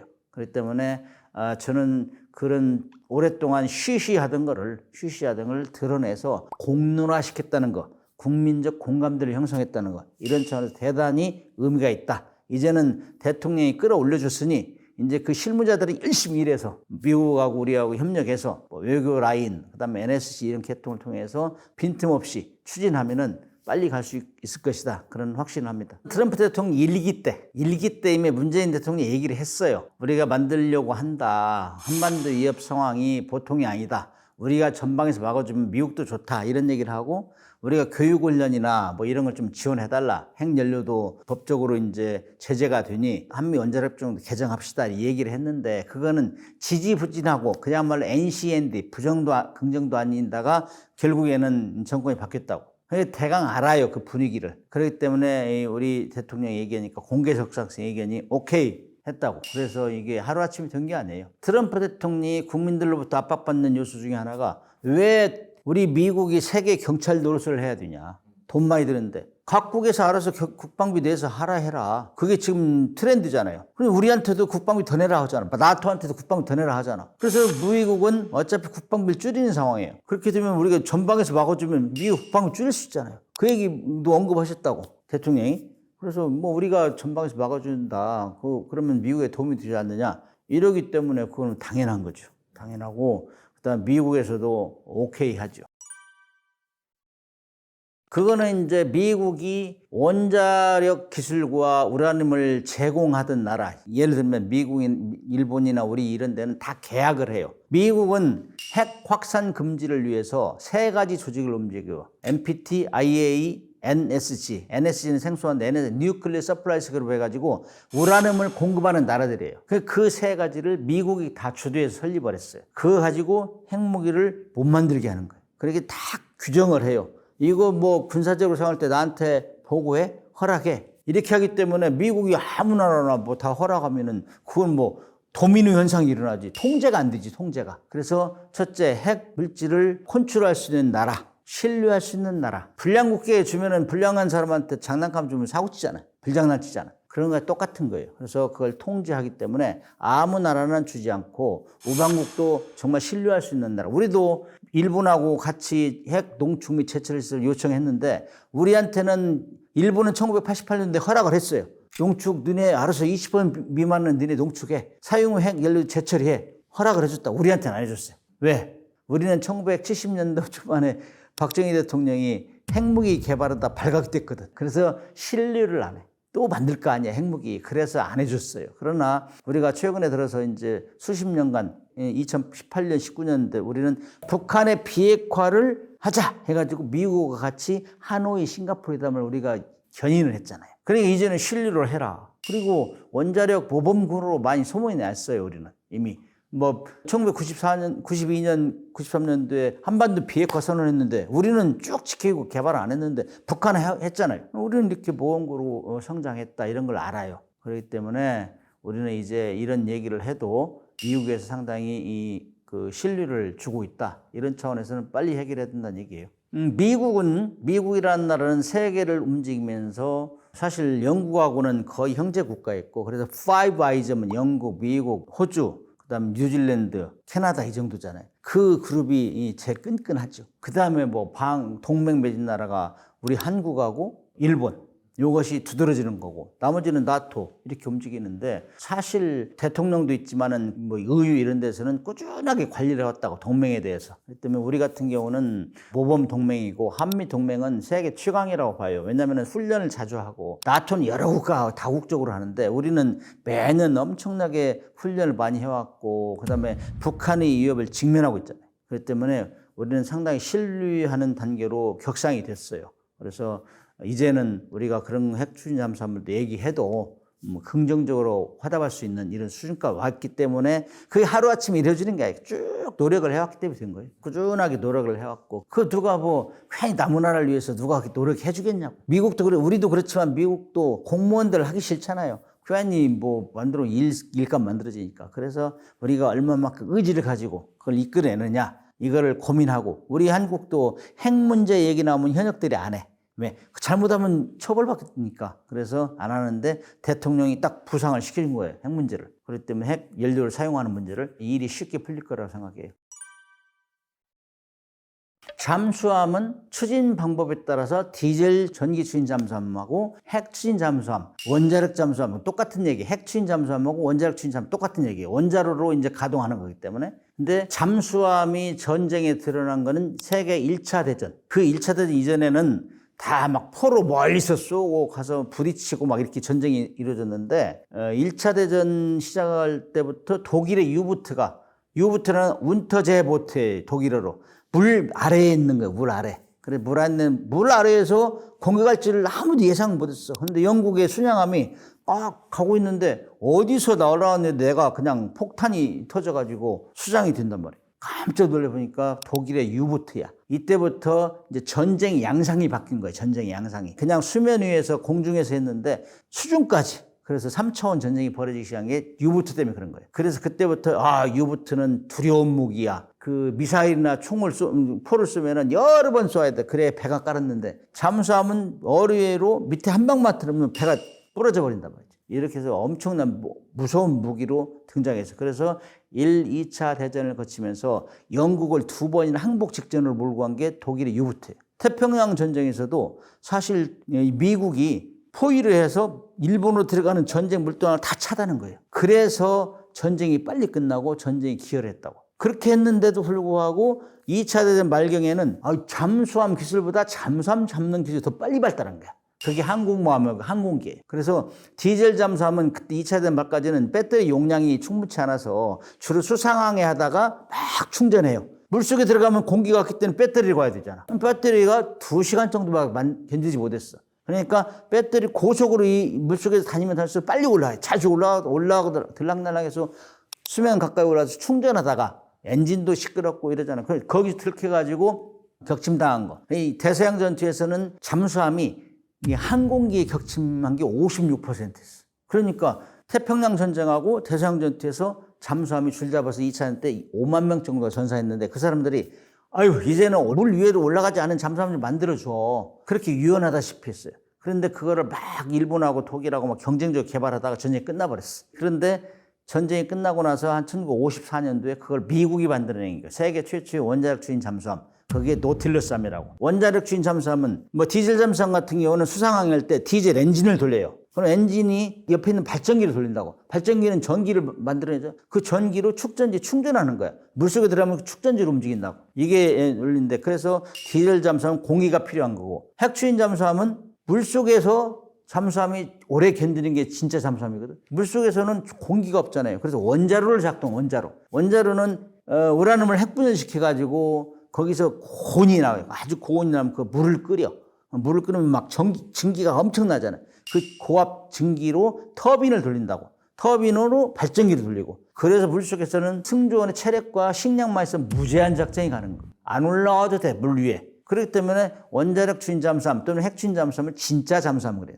근데 이 핵 추인 잠수함은 무한대로 작전 가능하니까 디젤 잠수함은 비교가 안 되지. 디젤 잠수함은 물 위에 항에다 피루시만 들어간 그야말로 서브머시블 물에 잠길 수 있는 배인데 그 핵 추인 잠수함은 물속에 다니다가 필요할 때만 잠깐 올라가서 확인할 때 올라간다고. 그래서 진짜 잠수함이라고 하는데 이 핵 추인 잠수함은 두 가지예요. 하나는 핵무기를 싣고 다니는 잠수함. 하나는 핵무기를 싣고 다니지 않으면서 핵무기를 싣고 다니는 잠수함을 추적 감시하고 못 쏘게 하고 그 다음에 항공모함 맨 앞에 서서 항공모함을 보호하거나 그 다음에 일반 수상함이나 함선을 그냥 공격하는 이런 임무 그걸 공격 핵추진 잠수함 그 다음에 핵무기를 싣고 다니는 잠수함은 전략 핵추진 잠수함 그렇게 얘기해요. 근데 우리가 원하는 거는 핵무기를 싣고 다니는 잠수함이 아니라 그 대통령이 말씀하셨잖아. 우리는 핵무기를 싣고 다니는 잠수함이라 그거를 추적 감시하는 잠수함이다. 이렇게 얘기하셨잖아요. 그래서 우리는 그쪽에 지금 그걸 만들려고 하는데 왜 이 SSN이 조금 전에 설명을 했지만은 가장 대표적으로 표시하는 게 1982년도에 포클랜드 해전이 있었어요. 영국에서 8,000마일 이상 떨어졌는데 거기에서 포클랜드를 점령해버렸죠. 갈티에리 정권이 막 내부가 불안하니까 그걸 외부로 국민들의 시선을 돌리기 위해서 포클랜드 점령해버렸다고. 대처수상이 고민고문에다가 항모 전단을 보내면서 맨 먼저 보낸 게 핵추진 잠수함 5척, 디젤 잠수함 1척을 했어요. 그래서 동시에 디젤 잠수함하고 핵추진 잠수함 동시에 전쟁에 투입됐지. 핵추진 잠수함이 2주 만에 가서 야르딘트 순양함을 격침시켜버렸어. 그러니까 막 쩔쩔 매는 이제 해군도 못 나가는 거예요. 못 나가 항구를 못 나가면 전쟁이 됩니까? 그런 사이에 그 제압을 해버린 거지. 그런 사이에 디젤 잠수함 거의 같이 출발했는데 5주 만에 도착한 거야. 원자력 잠수함은 2주 만에 가서 역할을 했는데 5주 만에 도착하니까 전쟁이 거의 다 끝난 거지. 그러니까 전쟁 끝나고 분석할 때 대처수상이 디젤 잠수함은 무슨 역할을 했지? 별로 한 거 없습니다.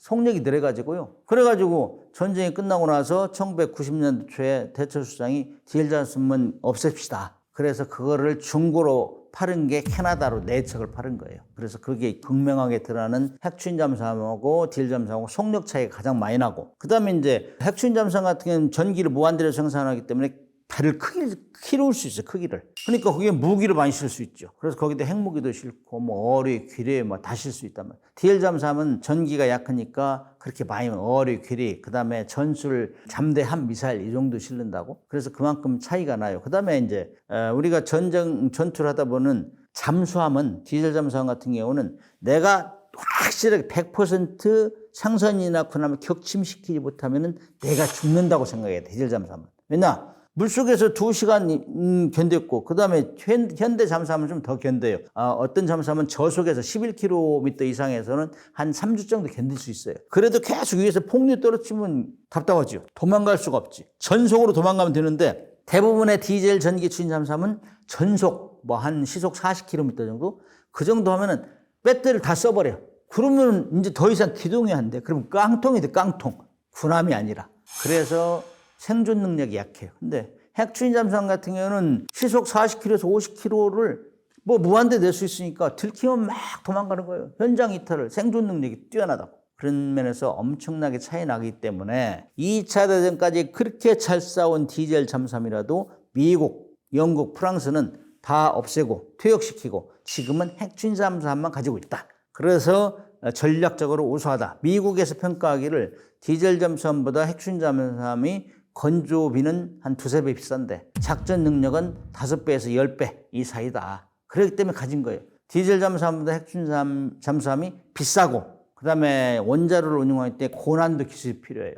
그럼에도 왜 갖겠어요? 더 필요하니까. 그래서 우리도 가지려고 하는 거예요. 그래서 우리보다 경제력이 막 깜짝 떨어지는 북한도 먹을 것도 없는데 지금 핵추진 잠수함을 우리보다 먼저 만들고 있잖아. 그런데 우리가 핵추진 잠수함을 그거를 물속에서 뭐 미사일 못 쏘게 우리 핵추진 잠수함을 만들어서 추적 감시하겠다는데 우리한테 야 우리가 강대국 뭐 흉내내는 거야 이런 식으로 얘기하면 말이 안 되는 거지. 우리가 그만큼 커 있고 우리 입이 코앞에 있고 우리 위협이 코앞에 있고 우리 경제력 지킬 게 많잖아요. 우리가 뭐 구한말 뭐 6.25 전쟁 이때는 지킬 게 없었잖아. 돈도 없고 뭐 우리가 뭐 시설이 있습니까? 지금은 모든 면에서 세계 10위권이고 우리 서울 뭐 각 지방 얼마나 발달하고 지킬 게 많아요. 그렇기 때문에 그런 무기를 개발해서 우리가 지켜야 된다. 그다음에 유엔 회원국 193개국 중 우리가 모든 면 10위권에 들어. 군사력은 5, 6위 평가한다고. 그런 나라가 뭐 계속 미국한테 전적으로 의존하고 강대국 뭐 흉내낸다는데 이거는 어불성설이다. 이건 비양심적이고 천진난만한 거다. 미국이라는 나라는 진짜 뭐 북익에 뭐 합당하지 않으면 바로 철수한다는 얘기잖아. 우리가 방위비 올려달라고 해서 우리가 협상을 안 하니까 철수한다고 얘기했잖아. 그게 이제 오늘날의 세계예요. 그래서 미국에 떠날 때 대비해서 우리는 국방력을 차근차근 키워야 되고 그중에 가장 가성비가 좀 비싸지만 가성비가 뛰어난 게 핵추진 잠수함. 우리는 항공모함도 안 가지고 있잖아요. 과거 일본이나 중국이를 얼마나 우리는 유린했어요. 그 나라는 지금 항공모함 가지고 있다고. 미군이 떠나면 독도와 이해도와 칠광구나 서해는 다 분쟁 지역화 될 수 있는 가능성이 많아요. 그거 어떻게 할 거야? 미군이 없을 때. 이런 때를 대비해서 우리는 핵추진 잠수함을 가져가지고 비수, 최전방에서 작전할 수 있고 최후까지 살아남아. 왜냐하면 핵추진 잠수함 물속에서 무한 작전이 가능하기 때문에 그런 세력이 필요하다는 게 우리 오늘날의 안보 현실인데 그걸 가지고 뭐 찬반 토론하자. 이미 찬반을 할 필요도 없어요. 우리는 2004년, 3년부터 시작해가지고 일시 중지됐지만은 공개적으로 추진 안 했지만은 트럼프 대통령도 알아요. 알고 지금 우리가 그 정도 되고 있다는 거 알고 자체적으로 만들 수 있다는 능력을 알아. 그러나 북한의 비핵화 때문에 얘기를 못 한 거지. 그래서 이미 필요하냐 안 필요하냐는 찬반 토론은 이미 구닥다리야. 할 필요가 없어. 진도가 뭐 30% 정도 나갔으니까. 그거를 취소할 수도 없는데 이제 와서 막 뒷북치면서 막 필요하냐 반 이런 얘기는 아주 뒷북치는 얘기예요. 이미 진도가 나갔어. 지금은 어떻게 빠른 시간에 잘 만들고 사고 없는 잠수함을 만들 수 있느냐. 이것이 관건이지 그거에 대해서 온 국민이 집중해야 돼요. 왜냐? 국민이 엄청난 세금이 들어가기 때문에 안전하게 만들어야지. 그래서 그거를 국민들이 걱정 안 하게 운용을 해야 된다고. 그래서 북한뿐만 아니라 대중국, 대일본을 억제하는데 최적 무기 체계가 핵추진 잠수함이다. 이렇게 강변을 합니다. 그래서 이제 주변국에서 자꾸 시비를 걸으면 좋은 무기. 그렇잖아요. 뭐 아무것도 뭐 시시껍질한 무기 만드는 쳐다보긴 해요.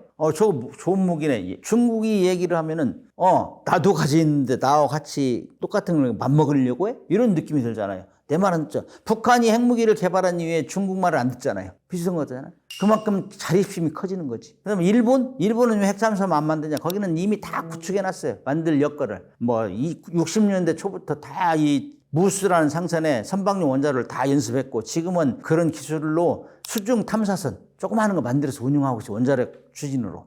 그렇게 하고 있고 그다음에 요코스카에 미국의 핵추진 잠수함은 핵추진 항공모함 다 전개하고 있어. 일본하고 미국은 우리보다 훨씬 끈끈해요. 우리가 생각보다. 그렇기 때문에 막 빨리 만들어야겠다 이런 건 갈급하지 않아요. 우리하고 안보 환경이 틀리다고. 그런데 어떤 사람들은 우리가 핵잠수함 만들어서 왜 주변국을 자극하냐? 우리가 뭐 봉해요? 우리 바보예요? 우리보다 먼저 가는데 우리가 뒤따라가는데 왜 우리한테 자극한다고 그래? 그 사람들이 우리를 자극했지. 그렇잖아요?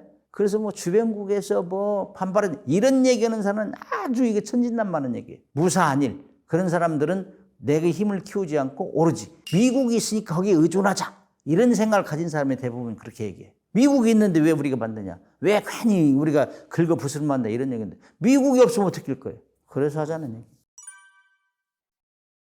우리가 독자적으로 만들 수는 있어요. 그런데 운용 노하우는 미국한테 도움을 좀 받아야 돼요. 특히 원자로 분야가 취약하거든 우리가. 처음으로 선박용 원자를 만들기 때문에 그런 분야는 교육훈련 요청해가지고 우리가 실습을 가서 하든지 호주가 지금 미국 잠수함에 타서 훈련 받는 것 같이 이렇게 원자로 분야는 하고 나머지 기술적인 분야는 할 게 거의 없어요. 그러나 미국에서 건조를 한다는 것은 굉장히 어려운 거예요. 트럼프 대통령이 핵추진 잠수함을 건조하는 시설과 인력과 이런 것도 얼마나 복잡하고 어려운 거를 충분히 알고 필리 조선소에서 해라 했으면은 이거는 우리를 무시하는 거예요. 우리의 의견을 무시하는 거고. 그냥 그거를 잘 알 수는 없어요. 대통령이 그게 얼마나 복잡한지. 그러나 모르고 했다면은 오로지 자기 유권자를 의식한 거, 국민들을 의식한 거예요. 내가 정상이다 하면서 이런 효과를 가졌다. 우리 일자리 생길 거야. 이런 얘기고. 그래서 우리가 미국에서 미국 조선소에서 만들려면은 굉장히 어려워요. 필리 조선소는 지금 잠수함 건조시설 아무것도 없어요. 잠수함 건조시설은 수상함 건조시설과 전혀 틀려요. 집안부터 튼튼한 집안부터 시작해가지고 원자로를 만들려면 핵물질이 들어가잖아요. 그것이 굉장히 어려워요. 차폐 장치도 있어야 하고 뭐 안전 장치도 있어야 되고 패스부 출입하는 것부터 시작해야 되고 그다음에 그걸 만들면 조선 공장 잠수함 공장을 만들려면은 한 3년에서 5년 걸려요. 그다음에 원자력 관련 시설 부대 시설 만들려면 3년에서 5년 또 걸려. 왜냐? 인허가 받아야 돼. 인허가 받고 그다음에 또 주변 환경 평가도 해야 되고 너무나 오래 걸려요. 그래서 뭐 10년 정도 걸리면은 우리는 잠수함을 만들려는 거 말하는 거야. 그다음에 미국에 들어가면 미국 법을 따라야 돼요. 잠수함 만들 때 바이 아메리칸 액트는 자기 부품을 쓰라 이거야. 미국엔 부품도 없어요. 잠수함 수리도 못해요 지금. 그래 우리한테 SOS 요청했는데 우리 부품 가져가야 되는데 물류비가 얼마 들어요. 그다음에 미국은 기술자도 약 없어. 부족해. 다 고령화돼 있어. 우리 잠수함 기술자가 가야 돼. 그럼 우리 잠수함 시설은 어떻게 운영할 거예요? 그래서 거기서 만들었어요. 그러면 Made in USA예요. 그러면 한국을 가져가려면 또 수출 허가를 받아야 돼. 그다음에 한국이 왔어요. 어렵게 왔는데 수리하려면 또 미국 가야 돼. 우리가 수리하려면 양쪽의 시설을 투자해야 돼. 그러면 기업이라는 거는 이윤 창출이 목적인데 남지도 않는 걸 뭐로 해? 정부가 하라게도 안 해요. 우리 대통령도 마찬가지. 우리 대통령도 잠수함 우리 2개 조선소가 있죠. 미국도 조선소 2개 있어요. 뉴프트 뉴스하고 일렉트릭부터 있는데 거기 70년 이상 걔들이 해왔어. 근데 새로 조선소를 만들어 그 조선소가 가만히 있겠느냐고. 야 우리 있는데 왜 너 해? 또 만들어.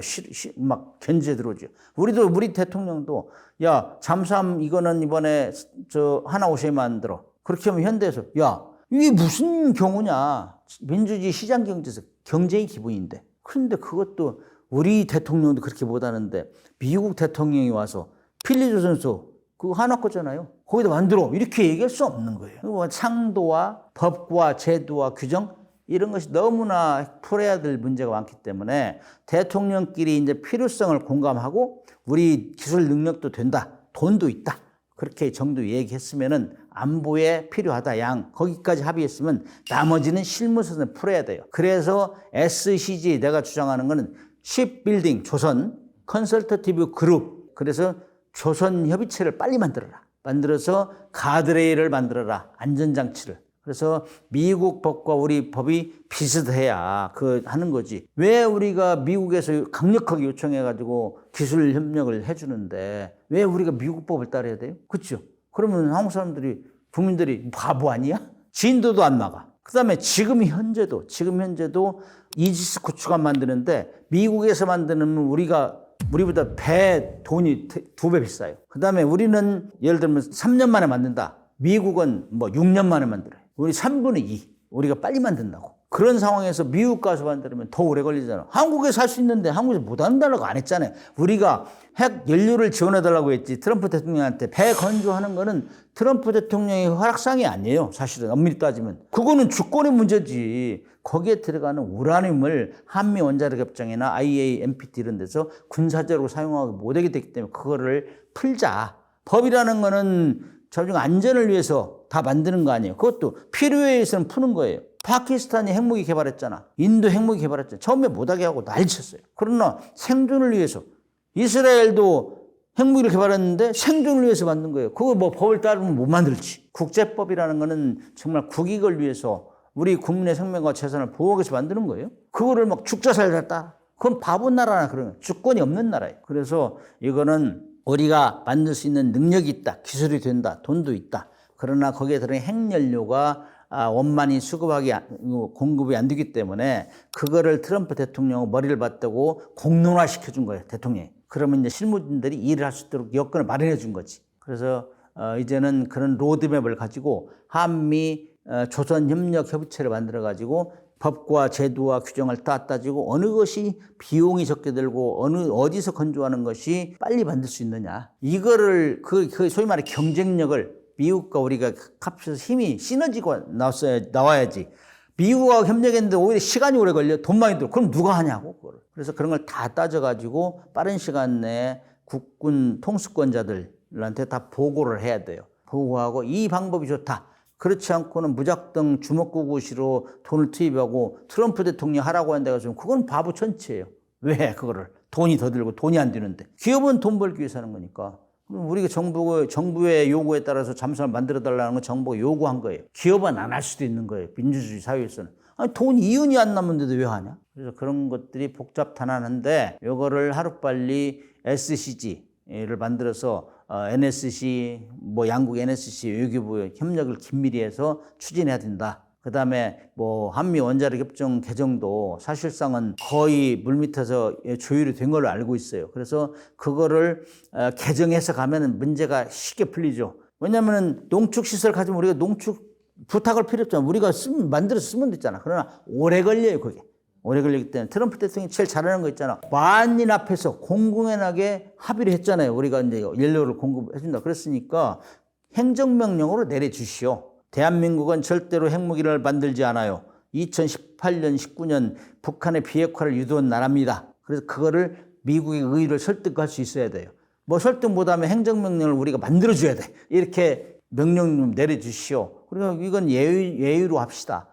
한국이 핵추진 잠수함 받으면 우리도 훨씬 유리하고 우리 돈도 적게 들어요. 국민들이 원하는 돈 적게 들었는데 이게 합당하다. 그렇게 하면 이제 그걸 추진하는데 용이하죠. 그래서 행정명령으로 하면은 시간도 한 6개월에서 1년 정도 걸린대요. 그것도 정상적으로 하면. 긴급으로 하면은 한 3개월 정도 한다는데 그렇게 하면 왜 의회나 이런 데 반발하잖아. 왜 거기만 특혜를 주냐 하니까. 그런 것들을 잘 따져가지고 이제 대통령이 수면 위로 끌어올려가지고 사업을 진행하겠다 하는 의지를 보였으므로 그걸 정상적인 절차를 받아가지고 해야 된다. 거기서 가장 선행돼야 될 것은 한미 원자력협정 개정 이전에 트럼프 대통령의 행정명령을 통해서 우리가 미국에서 사오는 우라늄 또는 제3국에서 사오는 우라늄을 핵추진 잠수함에 오로지 우라늄 농축도 20% 미만은 상용으로 거래되는 거기 때문에 그거는 오로지 군함의 추진체로 사용하는데 문제없다. 이거를 이제 이 얘기를 해달라는 거죠. 사실 미국은 작년도 통계 보니까 미국 자료 보니까는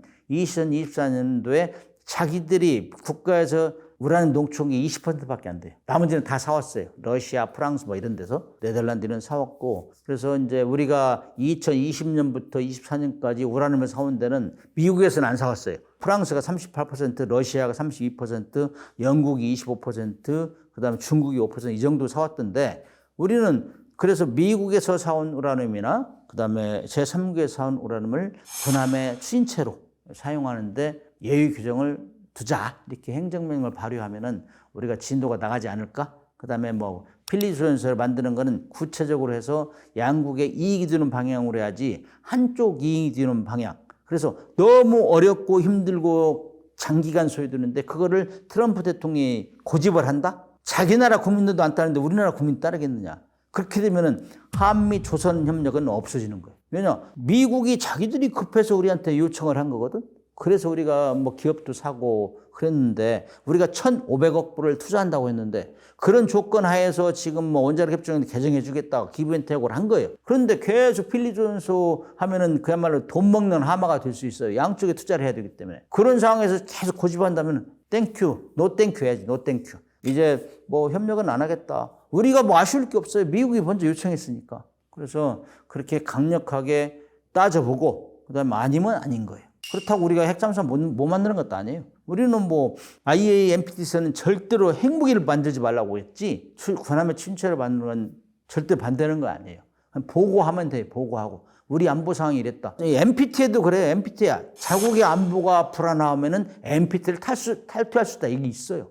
그 정도는 우리는 안 한다고. 그러나 군함의 침체로 20% 미만 상용으로 걸어드는 것마저 강력하게 반대한다면 우리도 이제 특단의 대책을 세워야지. NPT IAEA가 우리를 지켜줄 것도 아니고 미국이 영원히 한국에 주둔할 것도 아니고. 해군 전력, 해군 함정을 보면은 그 나라의 국력 수준을 알 수 있어요. 매 2년마다 하와이 근해에서 열린 림팩 훈련에 가보면은 그 군함 수준을 보면은 국력의 수준을 알 수 있어요. 그 정도로 국력을 나타낸 거, 해군력을 현시한다는 거는 수준을 보여주는 거예요. 그만큼 또 돈이 있어야 되고 좋은 배를 만들려면은 뭐 이지스 구축함만 해도 최근에 나온 그 정조대왕급하고 다산 정약용은 1조 6천억에 한 척에. 그 정도 배를 만드는 나라는 드물어요. 한미일 정도라고, 한미일 정도. 중국은 물론 인건비가 낮기 때문에 그보다 좀 큰 배도 만들려고 하지만은 아무튼 우리가 이제 그동안은 육군 위주로 전력을 키웠는데 미군이 떠나면 항상 해공군 위주로 클 거예요. 어쩔 수 없어요. 우리 한미연합작전 계획에 전쟁이 일어나면 북한하고 전쟁이 일어나면 미군은 해군 공군은 지원해 주게 됐어요. 그렇기 때문에 해군군은 그동안 크지를 못했는데 이제 미군이 떠날 거에 대비해서 해군력을 키워야 돼요. 그래야 독도와 이해도와 그다음 서해를 안전하게 지킬 수 있다고. 해양 영토 확장이 갈수록 거세질 거예요. 왜냐하면 육지에 있는 조안이 고갈됨에 따라서 그래서 중국이 계속 남사군도 장악하려고 하는 거, 서해 구조물 설치하는 거, 이해도 와서 계속 탐색하는 거 이런 것들은 다 그런 목적이라고. 그래서 우리가 북한 해군은 이미 압도했어요. 우리가 뭐 전력 수준에 보면 세계 해군도 한 5, 6, 7, 8위 이 정도에 있다고 얘기해요. 그래서 해군력은 우리 뭐 P3, P8 이런 수준은 아주 상층이고 그다음에 수상함도 이지스 구축함이 이제 6척도 있고 잠수함도 지금 21척이기 때문에 이 정도면 세계 5, 6, 7을 바라는데 전혀 문제가 없어요. 해군력은 이제 바다에서 오는 적을 바다에 막아야 되기 때문에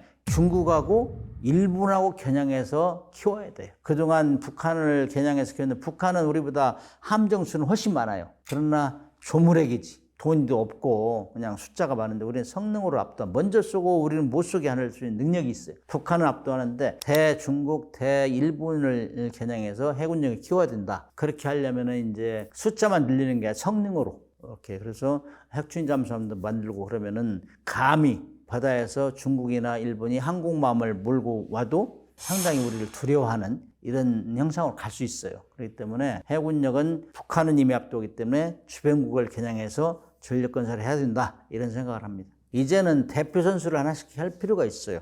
이 무기는 한국이 최고야. 그런 것들 중에 하나가 이제 육군의 K2 전차, K9 저주포, 그 다음 현무 미사일 시리즈가 지금 막 부상하고 있잖아요. 한미 미사일 제침을 2021년에 해제했기 때문에 그런 능력이 이제 키워진다고. 그래서 그거 보면은 야, 한국에는 미사일 능력도 대단해. 이런 걸 보여줘야 돼. 주변국에 보여줘야 돼. 이런 능력이 있으면 건들지 말라 하는 거를. 그 다음에 해군 같은 경우는 뭐 잠수함 일단 뭐 장보고급 잠수함, 장보고 3, 그 다음에 뭐 저 도산한 창호 플러스에서 이제 장영실함 이런 것들을 보여줘야 되고 그 다음에 이지스 구축함 있잖아요. 그런 것들은 뭐 돈 없는 나라 만들 수 없는 무기예요. 보여줘야 되고 공군 같은 경우는 KF-21, 그 다음에 F-35는 미국 거지만은 FA-50, 그 다음에 공군이 특별히 강조해야 될 거는 위성, 정찰 위성. 그래서 우리가 미국이 떠나면 제일 걱정했던 것이 우리는 눈이 없다. 전쟁에는 눈이 있어야 쏠 거 아니냐 그랬는데 지금 올해 말까지 이제 인공위성도 5개 올라가잖아요. 정찰위성이. 그렇기 때문에 공군은 그런 거 먼저 보고 먼저 쓸 수 있는 여건을 마련해 줘야 돼요. 그래서 KF-21, 그다음에 정찰기, 위성 이런 거를 해야 되고 그래서 각 분에서 정말 자랑할 수 있는 이런 무기체계 그거를 집중적으로 선택을 하고 집중을 해야 된다 이런 생각을 합니다. 러시아 우크라이나 전쟁에서 각국에 준 교훈 중에 하나가 돈은 적게 들고 그다음에 성능은 뛰어나고 예를 들면은 무인기 우크라이나 무인기가 뭐 수백만 원짜리가 수십억 원짜리 러시아 탱크를 막 격파시키고 그랬잖아. 그래서 이제 무인기가 굉장히 부각됐고 무인 수상정 뭐 이런 것도 지금 작전을 했단 말이죠. 그래서 그런 방향은 트렌드로 가고 있어요. 특히 이제 북한이나 이런 데는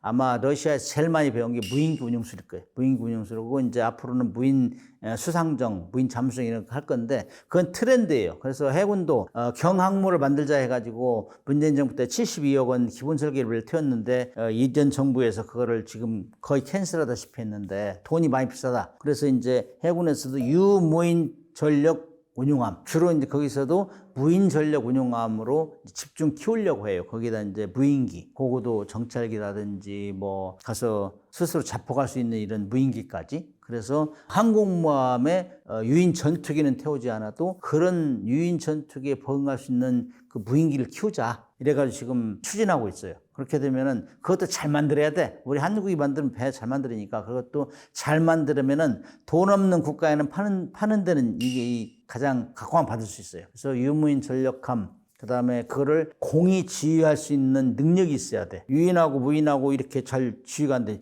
무인끼리 또 이렇게 지휘가 안 되고 그렇기 때문에 그런 거 어떻게 효과적으로 지휘할 수 있는가, 그 전장을 지휘할 수 있는 시스템을 만들어내고 거기에 이제 우리가 AI 기능을 많이 집어넣잖아요. 그래서 AI 플러스 유무인 복합 전력을 어떻게 운용할 것인가. 저 군대 생활할 때하고는 판이하게 달라요. 지금 군대 생활하면 못하겠어요. 이제 복잡하고 공부도 많이 해야 되고. 그래서 아무튼 우리는 전장 환경이 한반도 전장 환경에 맞게 첫째 북한을 억제해야 되고 두 번째는 대추명을 억제해야 되는데 이미 북한은 육해공이 거의 압도해요. 다만 핵무기만 미국에 의존하고 핵무기는 미국에서 핵 확장 억제 해주겠다 했으니까 핵무기는 아니다. 그러나 핵무기 차선책이 뭐냐? 그것이 이제 핵추인 잠수함 정도 해가지고 북한이 핵무기를 물속에 숨기니까 그걸 추적 감시하겠다. 이런 계획을 내놓는 거죠.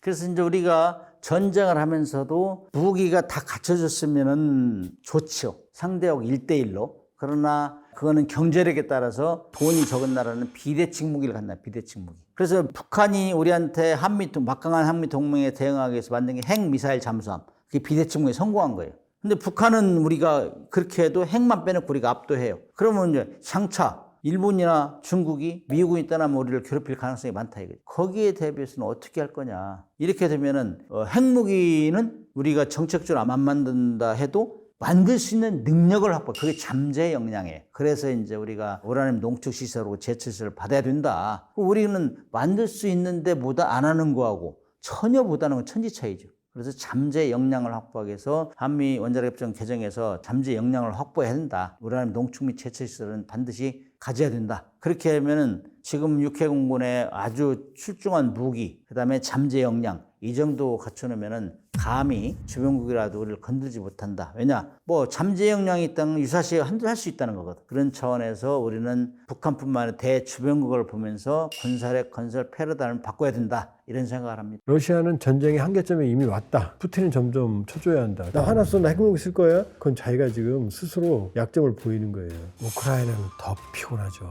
러시아는 저것 좀 이건데 우크라이나는 존망이 걸린 거죠. 러시아와 똑같은 우를 범했어요. 젤렌스키가. 이 병력과 자원을 다 소모해버렸어요. 탈환을 못하고. 결과적으로 가장 많은 전후복구 수요는 어디에 있느냐? 러시아가 점령한 우크라이나 땅, 거기에 있다는 거죠. 오히려 우크라이나보다 러시아의 한국의 찬스 기회가 더 많이 있다. 이렇게 볼 수 있어요.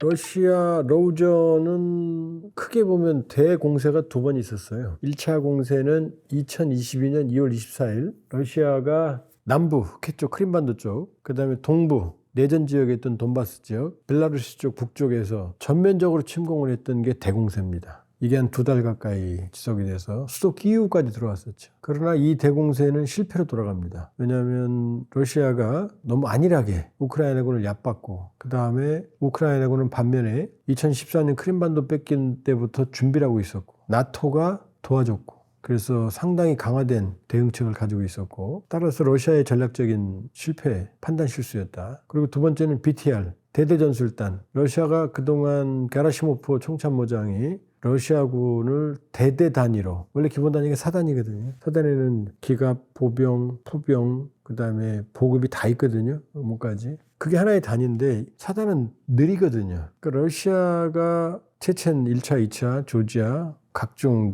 분규, 아파지아, 아르메니아, 아제르바이잔 이런 쪽에 대응할 때는 소규모 전력들이가 된다. 그러니까 사단 편제보다는 대대전술단, 미군도 여단 전술단으로 바꾼 거예요. 그게 스트라이커 여단이에요. 그러니까 대대전술단으로 바꾸면 신속하게 소규모 분쟁에 적응할 수 있었거든요. 그리고 이게 거의 모든 러시아와 관련된 분쟁에서 효과를 발휘했어요. 크림반도 때도 대대전술단이 신속하게 크림반도를 장악했거든요. 그러니까 게라시모프는 모든 러시아군 편제를 BTR 대대전술단으로 바꿨거든요. 근데 BTR 대대전술단의 문제는 뭐냐면 보급이 안 돼요. 길어야 한 달 정도 독립작전밖에 안 돼요. 그런데 이 대대전술단의 성공에 취해서 러시아가 우크라이나 전면 공격할 때 그걸 적용시켰거든요. 일주일이나 열흘이면 끝날 줄 알았을 거예요, 푸틴은.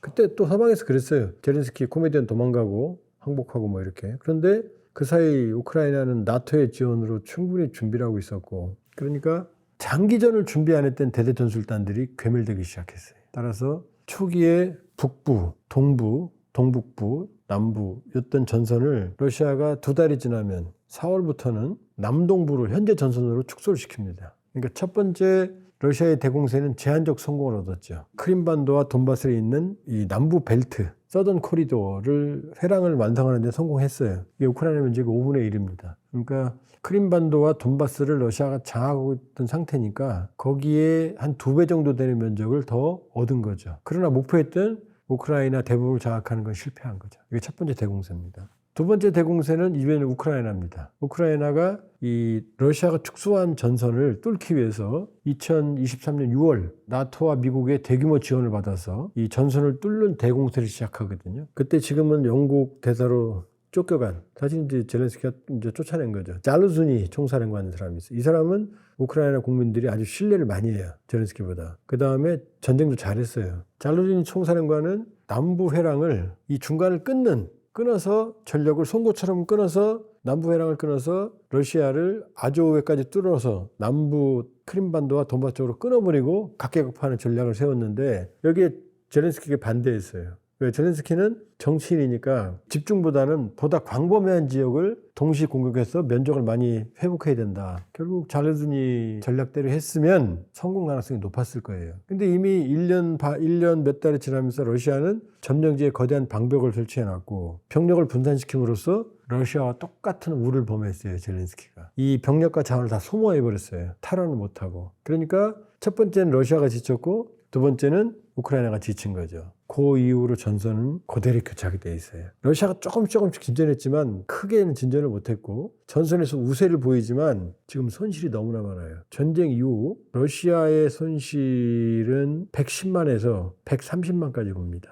보통 전사 비율이 3분의 1이거든요. 뚜렷한 지금 그건 안 나와 있죠. 괴락적인 추산이죠. 그럼 어마어마하죠. 보통 30만 명 내외 전사 가능성이 있거든요. 그러면 이 전투 불능인 부상도 여기에도 포함을 한다고 그러면 사실상 100만에서 한 130, 40만까지 넘어가거든요. 지금 지난달 기준으로 사마라 지역, 러시아의 사마라 지역의 징집 포스터, 모병 포스터를 보면은 70만 루블, 우리 돈으로 1억 2천만 원, 1년. 지금 러시아 국민들의 평균 임금이 180만 원에서 200만 원이거든요. 그러면 말 다 했죠. 엄청난, 그럼에도 불구하고 병력 자원의 한계를 지금 보이고 있다. 이렇게 볼 수가 있고. 지금 러시아의 특징이 뭐냐면 푸틴의 무모한 인해 전술로 인해서 적은 면적을 조금씩 확보하는데 소모가 너무 커요. 그러니까 장비, 그 다음에 인원, 병력, 이런 쪽의 소모가 너무 큽니다. 그래서 지금 러시아는 이미 지치기 시작을 했다. 전쟁 특수가라는 게 지금 뭐 3%, 4%대 성장을 한다고 그러지만 그거는 돈을 쏟아부어서 물자를 생산하고 소비하는 거잖아요. 끝이잖아요. 확대 재생산이 안 되잖아요. 그러니까 중앙은행 금리를 내렸는데도 현재 17%고 그리고 인플레이션은 10% 내외고 그 다음에 최근 부가가치세를 올렸거든요. 2% 정도 올렸어요. 근데 푸틴 대통령이 지난해 분명히 그랬거든요. 다시는 세금 인상 없을 거라고. 자기 약속 뒤집었어요.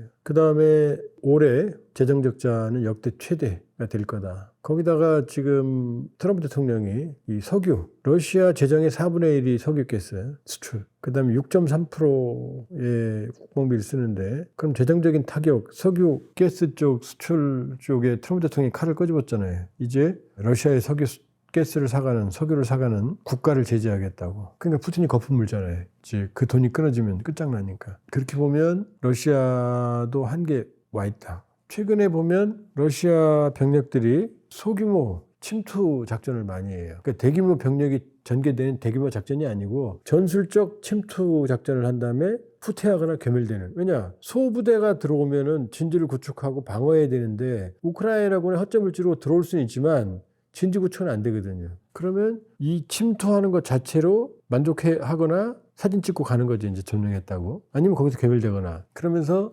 최근에는 러시아가 일단 드론 활용도가 높고 그 다음에 오토바이와 버기를 이용하는 경우가 많아요. 그럼 드론은 왜 활용을 하느냐? 제공권을 장악하지 못했기 때문이에요. 러시아도 드론에 의존하고 있어요. 드론 공격 빈도가 계속 높아지고 있어요. 그 다음에 오토바이와 버기를 이용한다. 신속하죠. 그러나 오토바이와 버기는 장갑이 없잖아요. 아주 취약하잖아요. 대규모 공세도 어렵고. 그럼 오토바이와 버기 지금 드론에 의존하는 건 뭐냐? 자, 제공권 장악을 못했다는 거고. 그 다음에 제공권 장악을 못하니까 염가형, 저가형 드론은 괴롭힐 수 있지만 전황을 뒤집지 못해요. 파괴력 때문에. 오토바이에 버기를 사용한다는 얘기는 뭐냐? 바로 기갑 장비, 장갑차와 탱크가 부족하기 때문이에요. 그러니까 유발 하라리가 러시아가 전쟁에 이길 수 없는 이유를 세 가지를 들었거든요. 첫 번째, 병력 소모가 너무 많다. 이대로 가면 향후 100년 걸린다. 그리고 소상자는 수천만 명이 걸릴 거다. 두 번째가 뭐냐? 제공권을 장악을 못했다. 미국 전쟁 보면 토마호크로 완전히 적 방공망을 깨부신 다음에 비행기가 가서 핀포인트로 다 때리잖아요. 그죠? 압도적인 항공력이 있어야 되는 거예요. 캄보디아, 태국 교전, 캄보디아가 먼저 BM-21 다연장으로 발사하고 포 쏘고 나중에 휴전해달라고 빌은 이유가 뭐예요? 캄보디아는 공군력이 없었거든요. 태국의 F-16이 KGB 한국형 순항미사일, 유도미사일, GPS 유도미사일로 캄보디아 떼고 그러니까 감당이 안 되니까 휴전해달라고 막 사정사정하고 다녔거든요. 현대전은 제공권이 없으면 전쟁을 못해요. 그 다음 세 번째, 제해권. 흑해의 기한 모스크바함이 격침됨으로써 모스크바함의 격침이 뼈가 아파요. 왜냐? 모스크바함이 흑해의 제공권을 장악할 수 있는 방공망들이 있었거든요. 이게 격침되니까 어떻게 돼요? 우크라이나 드론이나 해상 드론들이 완전히 흑해를 뒤집고 다니잖아요. 그 흑해를 활용한 전략을 못해. 그 오데사, 푸틴의 꿈이었던 오데사 상륙작전도 못하잖아요, 지금. 이게 지금 러시아의 지금 형편이에요. 그러니까 러시아는 전쟁의 한계점에 이미 왔고, 푸틴은 점점 쳐줘야 한다. 자, 최근에 핵 어력 포세이돈, 그 다음에 신형 핵미사일, 트럼프 대통령이 석유에 대한 제재를 하니까, 그 다음에 토마호크 미사일 제공한다 어쩐다 하니까 지금 막 핵무기를 꺼내죠. 핵하면 어떻게 힘들다는 얘기죠. 쓰지도 못하는 핵을 지금 다른 수단이 없으니까 나 하나 써, 나 핵무기 쓸 거야? 그건 지금 자기가 지금 스스로 약점을 보이는 거예요. 러시아는 이미 오래전부터 전쟁의 한계다. 말했지만 1차 러시아 공세, 2차 우크라이나 공세 이후에 전선의 변화는 없다. 젤렌스키의 쿠르스크 공격도 기습도 사실 원상복귀됐고. 그러니까 끝없는 소모전을 지금 하고 있는 거예요. 우크라이나는 더 피곤하죠. 러시아는 그냥 저것 좀 이건데 우크라이나는 존망이 걸린 거죠. 그러니까 징집부터 시작해서 어마어마하게 많은 문제가 있죠, 지금. 국의 도피부터 시작해서. 그러나 우크라이나 뒤에는 서방이 있다. 나토가 있다. 미국이 있다. 밀리면 무기를 더 주거든요. 밀리면 정보를 더 주거든요. 아마 밀리면 토마호크도 줄 가능성이 있어요. 그러니까 우크라이나의 가장 큰 병력 자원 문제가 있긴 하지만 그러나 잘 버티고 있다. 왜냐? 공격 대 수비를 보면 공격 쪽에 손실이 훨씬 많거든요. 보통 3대 1이거든. 공성을 할 때 그 비율이. 그러니까 더 많은 병력을 투입해야 되는데 러시아는 인해 전술에 의존하고 있다, 지금. 병력 및 장비가. 이미 러시아도 인적 자원의 한계에 봉착을 했다. 양쪽 다 힘들지만 그러나 러시아로서는 존망의 위기니까 사생 결단을 내고 지금 버텨야 되는 거고, 러시아 스스로 이 소모를 감당할 수 없을 정도로 지금 빠른 소모전으로 빠져들고 있고, 여기에 드디어 트럼프 대통령이 푸틴의 목줄을 내는 석유 제재, 2차 제재까지 지금 꺼냈기 때문에 쉽지 않다. 이 얘기는 푸틴을 화나는 게 토마호크 제공설, 두 번째 석유 제재거든요. 이걸로 지금 푸틴은 코너에 몰리고 있고, 지금 푸틴이 오히려 말하잖아요. 지금 대화하긴 할 거다. 정상회담 트럼프가 연기한 거 너무 길면 안 좋다. 그러니까 휴전회담은 열릴 거다. 조만간 열릴 거다. 그러나 교전은 격화하고 있다. 그래 봤자다. 왜? 전선을 뚫으려면 대규모 대공세를 해야 되는데 양쪽 다 그러면은 여력이 없어요. 계속 소규모 교전이 있겠죠. 왜냐, 전쟁이 끝나려면 평화협정, 종전협정이 체결돼야 되는데 평화협정과 종전협정의 제1조가 영토 조항이에요. 푸틴은 지금 점령한 5분의 1을 절대 안 넣혀놨다는 거고, 그거보다 더 많은 땅이 내 거라는 입장이고, 도네츠크 완전히 다 달라, 나머지 지역도. 그 다음에 우크라이나 입장에서는 푸틴 말이 전혀 근거가 없는 건 아니에요. 역사적인 뿌리가 있으니까. 그러나 국제법적으로 우크라이나의 합법적인 영토를 우크라이나 5분의 1이라고 뺏겼는데 그걸 완전히 인정해주는 종전협정을 할 수 있겠어요? 못하죠. 누가 와서 우리 경상도 전라도 점령하고 나서 이거 우리 땅 인정해주면 종전할게. 그럼 할 수 있어요? 안 되는 거죠. 우리가 가서 대마도 빼앗고 나서 야 종전하자. 그럼 일본이 받아들이겠어요? 안 받아들이겠죠. 그러니까 영토 조항에서 합의가 안 돼요. 그러니까 불행하게도 지금 푸틴은 뭐라고 그래요? 종전이라는 표현을 써요. 왜? 이 땅 내가 먹고 끝낼 거야. 근데 젤렌스키는 어떤 표현? 휴전이라는 표현을 써요. 휴전은 종전이 아니잖아요. 그러니까 우크라이나 사람들의 여론조사를 보면 러시아가 뺏어간 땅의 실질적 지배권은 그건 참을 수 있다, 인정할 수 있다. 힘이 없으니까. 그런데 우크라이나 땅을 러시아에 양보하는 거는 공식적으로 그거는 반대예요. 그 다음에 또 젤렌스키가 협상을 할 수가 없는 게 우크라이나 헌법에 땅 문제는 헌법에 규정돼 마음대로 못하게 돼 있어요. 그 젤렌스키가 마음대로 할 수가 없어요. 그러니까 남는 건 종전이 아니고 휴전 가능성이죠. 휴전은 싸우다가 많은 거니까. 그러니까 이렇게 되면 돼요. 부부가 이혼하는 게 종전협정, 평화협정이에요. 재산분할 다 하는 거죠. 근데 휴전은 그냥 각자 각방 쓰는 거잖아요. 그러다가 나와 싸우고 또 들어가고 나와서 쓰고 들어가는 거죠. 이 가능성. 그러니까 종전은 안 될 거다. 푸틴이 원하는. 젤렌스키가 받아들이지 않고 우크라이나 민족감정에 받아들이지 않는다. 그러나 휴전은 젤렌스키 입장에서는 일단 쉬는 거니까. 그러니까 푸틴도 푸틴은 왜 휴전을 안 해주느냐. 휴전을 하면 우크라이나가 유럽의 지원을 받아서 어마어마하게 군사력을 충전할 거니까 그 전에 지치게 해야 된다라고 계속 공략을 하는데 그 작전이 반은 먹히지만 반은 자기들의 소모가 너무 큰 요 상황인 거죠. 그러니까 젤렌스키는 휴전하면 되는 거고 일단 휴전하자. 푸틴은 종전하자. 이 땅 내 거야. 인정해. 그러면서 계속 우크라이나를 공격하는 요 상황이 지속되고 있어요. 그러니까 가능성은 휴전 가능성이 제일 높다. 그럼 그렇게 휴전하면 전선이 불안전한 상태고 계속 소규모 교전 같은 건 지속될 가능성이 있죠. 유럽의 한반도가 될 가능성이 매우 높죠. 왜냐하면 문제를 근본적으로 해결할 수가 없으니. 전후복구 문제를 보면 유럽은 살상무기를 제공했잖아요. 미국이랑. 우리는 살상무기를 지원하지 않았어요. 인도적 지원만 했어요. 그러니까 사실상 중립이었던 거죠. 그러니까 러시아도 우리를 극단적인 조치를 취하지 않았거든요. 그러니까 전쟁이 끝나면 전후복구가 러시아나 우크라이나가 큰 문제가 될 거고 러시아나 우크라이나나 자체적인 복구 역량이 없어요. 근데 이제 문제는 적극적인 지원한 유럽이 일단 우크라이나 복구에는 우선권을 가질 거라는 거죠. 그러니까 한국한테 차려지는 건 많지 않을 거다. 러시아는 얘기가 다르다. 러시아와 한국은 선을 서로 지켰기 때문에 상황이 최악으로 안 갔고 두 번째 한국은 세계 최고의 건설 시공 능력이 있거든요. 건설 감리 시공. 그 다음에 러시아는 특히 건설 노동력이 없어요. 북한 노동력까지 받아들이고 그러면은 러시아의 문제는 뭐냐면 우크라이나 영토의 5분의 1을 장악하고 있잖아요. 이 5분의 1이 우크라이나의 공업지대고 인구 밀집 지역이었어요. 여기가 전투로 인해서 완전히 파괴됐을 거 아니에요. 우크라이나 영토 안에는 대규모 교전이 벌어지지 않았잖아요. 초기를 제외하고는. 그러니까 결과적으로 가장 많은 전후복구 수요는 어디에 있느냐? 러시아가 점령한 우크라이나 땅. 거기에 있다는 거죠. 그러니까 우크라이나보다 몇 배의 전후복구 수요가 러시아가 점령한 우크라이나에 있을 거예요.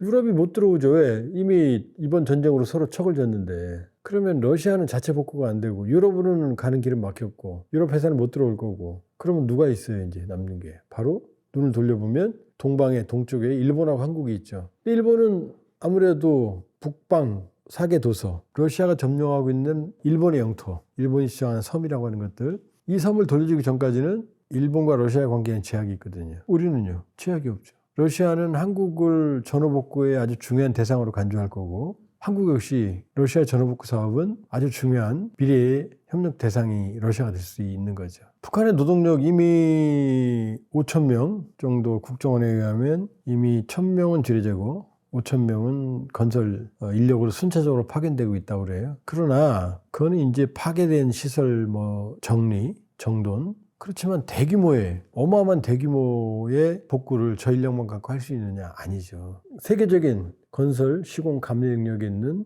우리와 협력을 염두에 둘 거다. 그러니까 대한민국과의 협력이 없이 전후복구를 한다는 건 사실 아주 어려운 일이다 이렇게 볼 수 있죠. 오히려 우크라이나보다 러시아의 한국의 찬스, 기회가 더 많이 있다 이렇게 볼 수 있어요. 결국 한국의 조선업, 세계 최초의 LNG 쇄빙 LNG선을 만든 것도 대한민국이에요. 쇄빙선이나 북극 항로에 적합한 조선의 능력을 가지고 있는 나라, 기술 능력을 가지고 있는 나라는 대한민국이다. 중국이 세계 조선시장이 양적으로 한 55%, 지난해 같은 경우는 아마 한 70% 수주했을 거예요. 그러나 기술적 능력과 여러 가지 전반적인 조건을 본다 그러면은 기술 면에서는 한국이 탁월하고 북극 항로에 적합한 선박을 만드는 플랜트나 해양 플랜트나 선박은 대한민국의 기술력을 따라올 데가 없다. 그러니까 북극 항로 시대에는 대한민국은 첫 번째 조선업의 강점이 있고 두 번째는 부산항이라는 허브 항구가 있다는 거죠. 왜냐하면 지금까지 부산항은 이 북극을 제외한 태평양 노선 또 인도양을 넘어가는 이 허브였잖아요. 그런데 지금 북극에 가장 근접한 이 최대의 전략적인 능력이 있는 항구는 부산항이 될 거 아니에요. 부산항이 규모로 봐서는 세계 항만의 한 6위권이거든요. 근데 중요한 게 환적 기준으로는 세계 2위예요. 환적은 이제 짐을 내리고 다른 배가 실는 거죠. 그러니까 이 얘기는 뭐냐면은 이미 부산항을 일종의 허브로 해서 여기에서 여러 가지 환적이 이루어진다는 거죠. 그렇다면 북극 항로로 가는 베이스 캠프가 될 가능성이 있죠. 여기에서 이미 그러니까 북극 항로 시대가 온다 그러면은 부산항의 전략적 가치는 지금보다 어마어마하게 증가한다. 왜냐하면 멀리서 온 배들이 부산항에서 환적을 해서 혹은 짐을 실어서 여기서 다시 북극으로 갈 수 있는 거잖아요. 그렇게 본다 그러면은 환적항이라고 하는 건 국제 경쟁력이거든요. 규모만을 떠나서 그렇게 보면 북극 항로 시대의 대한민국의 가능성은 매우 높다 이렇게 볼 수가 있고, 또 하나는 이제 러우 전쟁은 어차피 휴전이 될 거예요. 어차피 영원히 전쟁 못 하잖아요. 그러면 푸틴에게는 딜레마가 발생을 해요. 그래서 러우 전쟁은 저는 푸틴의 전술적 승리, 전략적 패배라고 봐요. 우크라이나 땅 5분의 1을 장악해서 노보로시아라고 하는 러시아의 수건, 민족 감정에, 민족주의에 부합하는 영토를 확보했지만 그 작지 않죠. 한반도 남한 면적이니까. 거기다 그쪽에는 많은 지하자원과 공업시설들이 밀접해 있고 인구도 있으니까. 그러나 전략적으로는 유럽의 신뢰를 잃었다. 서구로 가는 러시아에는 두 개의 흐름의 그 학파, 그 다음에 지향 체계가 있어요. 하나는 서구주의, 우리는 유럽으로 가야 된다. 왜 러시아가 이렇게 발전에 뒤처지고 후진적인가? 바로 유럽에서 너무 멀기 때문이다. 가장 변방이잖아요. 그 대표적인 사람이 바로 피터 대제예요. 수도를 모스크바에서 발티크에 상트페테르부르로 옮기고 여기에 서양 문물을 많이 받아들이는, 이렇게 서구로 가려고 했던. 또 하나는 바로 슬라브 학파예요. 슬라브주의자들. 무슨 소리냐? 우리는 슬라브 민족의 위대한 공동체성, 정체성이 있다. 유럽과 다르다. 그게 바로 푸틴이. 우린 유럽이 아니다. 그래서 푸틴은 신동방 정책, 동방에서, 오리엔트에서 미래를 찾는, 러시아의 미래를 찾는 계획을 야심차게 추진해 왔거든요. 그 푸틴은 반서구주의자예요. 근데 이번에 러우 전쟁으로 인해서 서구와는 완전히 이제 신뢰를 상실했고 결별한 거죠. 서로 이제 안 볼 거예요. 푸틴 살아생전에는. 그러면 푸틴은 이제 서구로, 유럽으로 가는 길은 막혔다. 노르드 스트림 같은 가스관 같은 게 다시 가동이 되겠어요? 안 될 거예요. 유럽이 당했는데. 러시아도 그렇게 유럽이 끊어버리는 불안전한 선을 이용하려고 하겠어요? 푸틴의 신동방 정책, 동방에서, 동쪽에서 미래를 찾는 정책에 탄력을 받을 거고, 여기 푸틴의 비장의 무기가 3개가 있어요. 하나는 TSR, 블라디보스톡에서 유럽까지 이어지는 대륙간 횡단철도. 여기에 푸틴이 돈을 많이 쏟아붓어요. 이 철도 현대화를 위해서. 더 빠르게, 더 많은 물량, 더 편리하게. 블라디보스톡에서 유럽까지 태평양과 대서양을 이어버리는 대륙간 철도가 되어버리니까, 그 대륙을 이어주니까. 유럽은 철도의 나라잖아요. 두 번째는 시베리아 극동에 있는 지하자원. 이걸 이용해서 이미 시베리아 힘이라고 중국에 합쳐서요. 시베리아 힘 1, 2, 동부 라인, 서부 라인에서 무려 1조 달러에 해당하는 에너지 동맹을 체결했어요. 그러나 이것만 갖고는 안 되죠. 중국이 갑이고 러시아가 을이 되니까. 가격결정권은 고객이 한 명이면 중국이 잡으니까. 이 어마어마한 지하자원을 태평양으로 빼서 한국에도 팔고 일본에도 팔고 아세안에도 팔 생각이거든요. 그 다음에 세 번째는 바로 북극 항로 돕고 있는. 자, 그러니까 북극 항로를 위해서 러시아는 가장 많은 쇄병선을 확보하고 있고, 가장 많은 그 구간을 장악하고 있고, 그 다음에 시베리아 극동 에너지 자원, 그 다음에 시베리아 횡단철도, 이 3개를 이용을 해서 푸틴은 동방에서 러시아 미래를 찾으려고 해요. 거점을 만들려고. 그 중에 하나가 바로 북극 항로란 말이에요. 그럼 푸틴의 계획을 보면 지금도 부산항에서 한적한 물건들이 블라디보스톡으로 가서 거기서 TSR로 갈 수가 있는 상황이거든요. 그럼 푸틴의 동방 정책이 가속화되면 그 가장 최적의 협력대상은 누구겠어요? 대한민국이 되는 거죠. 부산항을 가진. 그 다음에 대한민국의 종단 TKR, 한반도 종단 철도만 연결하면 지금 강릉까지 철도가 다 이어지거든요. 속초에서 금강산까지만, 원산까지만 이어지면 이제 올라가거든요. 낮은 하산으로 해서.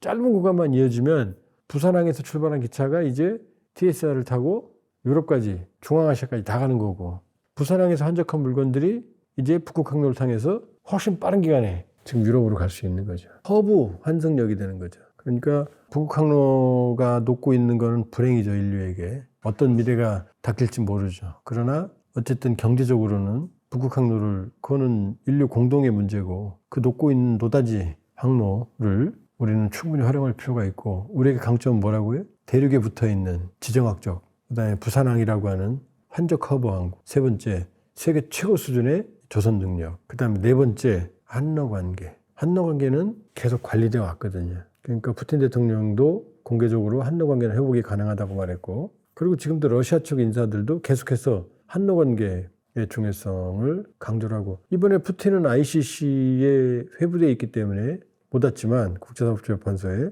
부총리는 왔잖아요. 경제 APEC에. 아시아 태평양의 가능성을 포기할 수 없거든요. 그러니까 러우 전쟁 이후에 북극항로는 새로운 전략적 경쟁 구간이 될 거다. 그때는 러시아가 압도적 우위, 그 다음에 두 번째는 캐나다가 압도적 우위, 그 6조 잠수함 사업의 숨은 그림이고, 그 다음에 트럼프 대통령이 그린란드를 먹니 안 먹니라고 이렇게 이상한 얘기 했던 것도 그린란드의 히토리보다는 북극항로 시대의 그린란드의 전략적 중요성 때문이에요. 북극 입구에 있잖아요. 그러니까 우리는 북극항로 시대를 앞두고 있다. 그 북극항로 시대에 대비해서 대한민국의 지정학적, 그 다음에 조선업, 그 다음에 한러관계, 이런 다양한 장점을 활용해서 대한민국의 미래의 기회의 창을 열어야 된다, 이렇게 볼 수 있어요. 그러니까 지금 대한민국은 사실은 그 유라시아 시대의 허브가 될 가능성. 자, 젠슨왕이 대한민국에 와서 왜 AI 허브를, 그러니까 정의선, 이재용, 젠슨왕이 만난 이유가 있는 거죠. 왜냐하면 자, 엔비디아의 GPU, 인공지능 시대의 GPU를 장악한 엔비디아, 그 GPU를 만들기 위해서는 삼성전자나 SK, HBM이 반드시 필요하고, 이거를 어디다 심느냐? 기계에 심는 거죠. 자동차에 기계 제조업 선구, 그러니까 정의선 회장은 제조업, 기계 제조업 산업을 대표하는 거거든요. 여기에 심는 거죠. 그러니까 제조업, 반도체, AI의 가능성이 모두 있는 데가 대한민국인데, 이게 유라시아의 허브가 될 수 있는 지정학적, 그리고 삼면이 바다가 있는, 부산항이라고 하는 거대한 잠재력이 있는, 인천항이라고 하는 거대한 잠재력이 있는, 이걸 만일에 우리가 종합적으로 본다고 그러면은 젠슨왕의 AI 시대에 왜 여기를 택했겠어요? 그러면 제조업과 반도체, 전기전자, 산업생산력, 그 다음에 지정학적인 중요성, 그리고 또 하나는 사실은 한국은 사실은 이 세상에서 가장 살기 좋은 지역 중에 하나예요. 사계절이 다 있잖아요. 특히 남해나 제주도 같은 데는 이상적인 글로벌 거점 도시가 될 수 있거든요. 그러면은 사실은 AI 시대, 북극항로 시대, 남해안이나 제주도 이런 쪽은 두바이가 사실 무슨 의미가 있어요. 그 사막바다에. 북극항로 시대에 두바이를 능가하는 어떤 그런 매력적인 산업과 그다음에 거주와 그다음에 여러 가지 발전 가능성을 융합한다고 그러면은 이 북극항로 시대의 한반도의 남해안, 한반도 전역은 새로운 허브가 될 수 있어요. 그 타고르가 과거에 인도의 문학가였던 타고르가 위대한 문학가였던 한반도를 이 동방의 등불이라고 그랬거든요. AI 시대, 북극항로 시대, 한반도는 동방의 등불이 될 수 있죠.